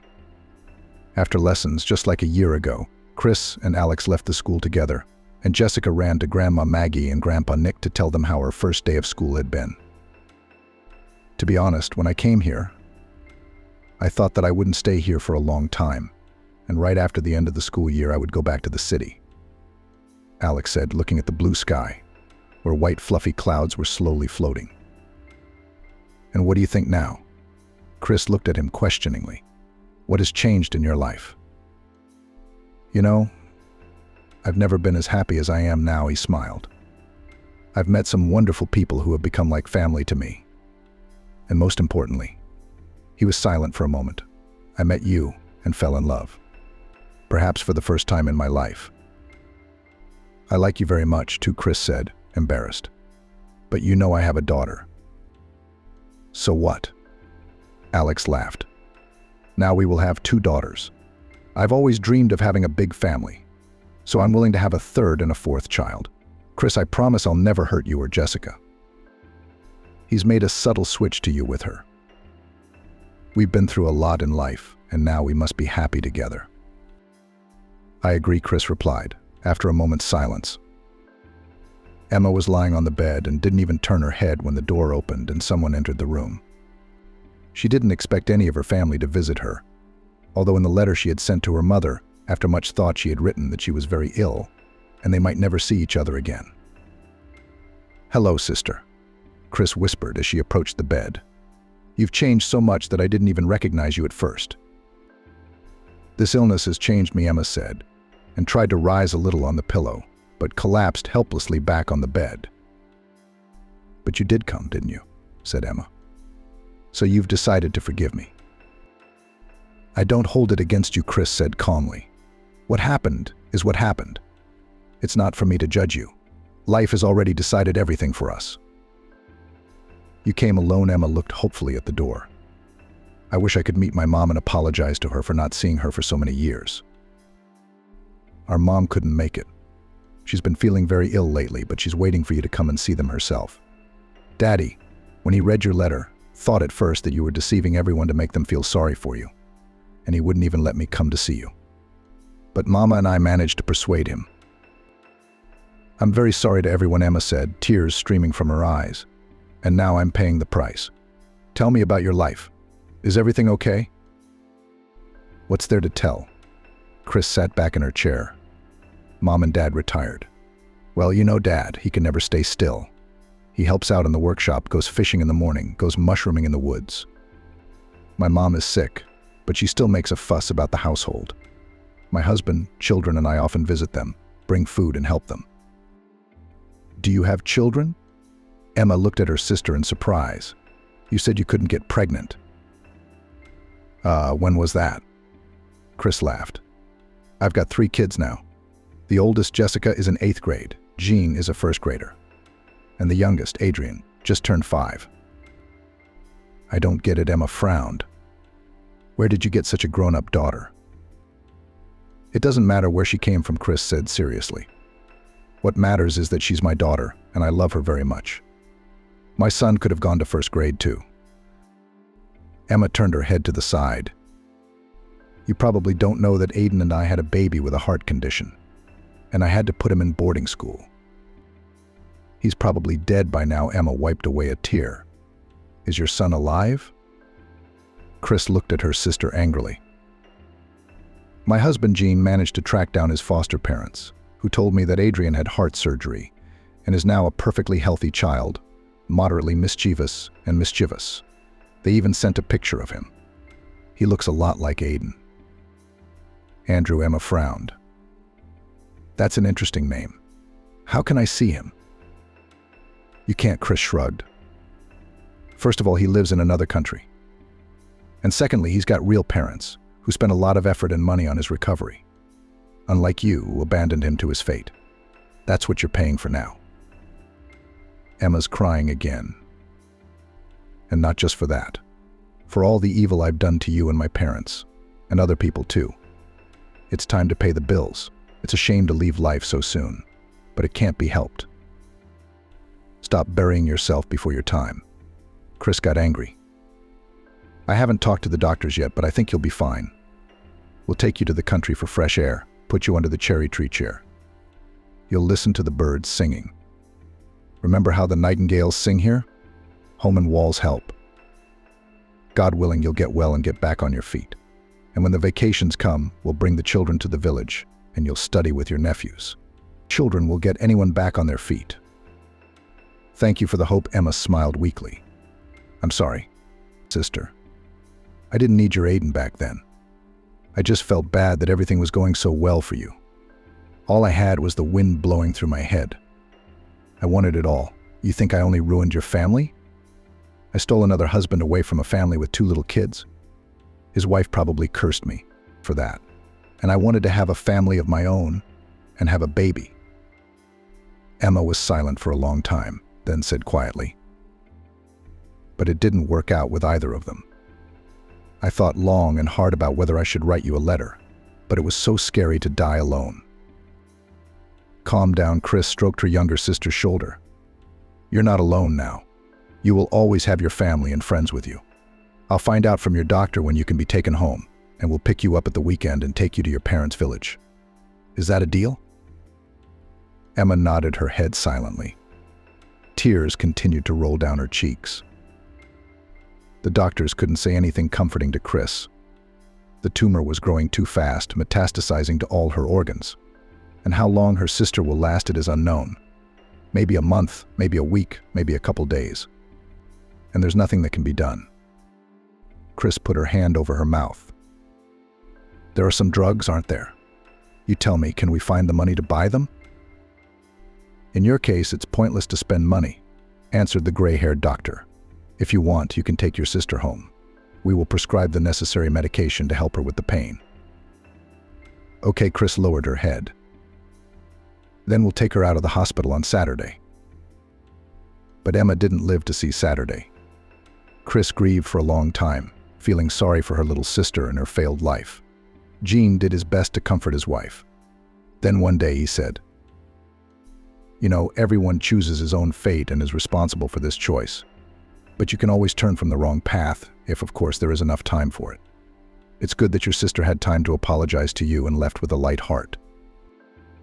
"You're so wise," Chris said, pressing herself against her husband. "The best man in the world. Everybody's got their own road to travel. And to know where you fall, where you need to rest, stop, and on which you will find happiness.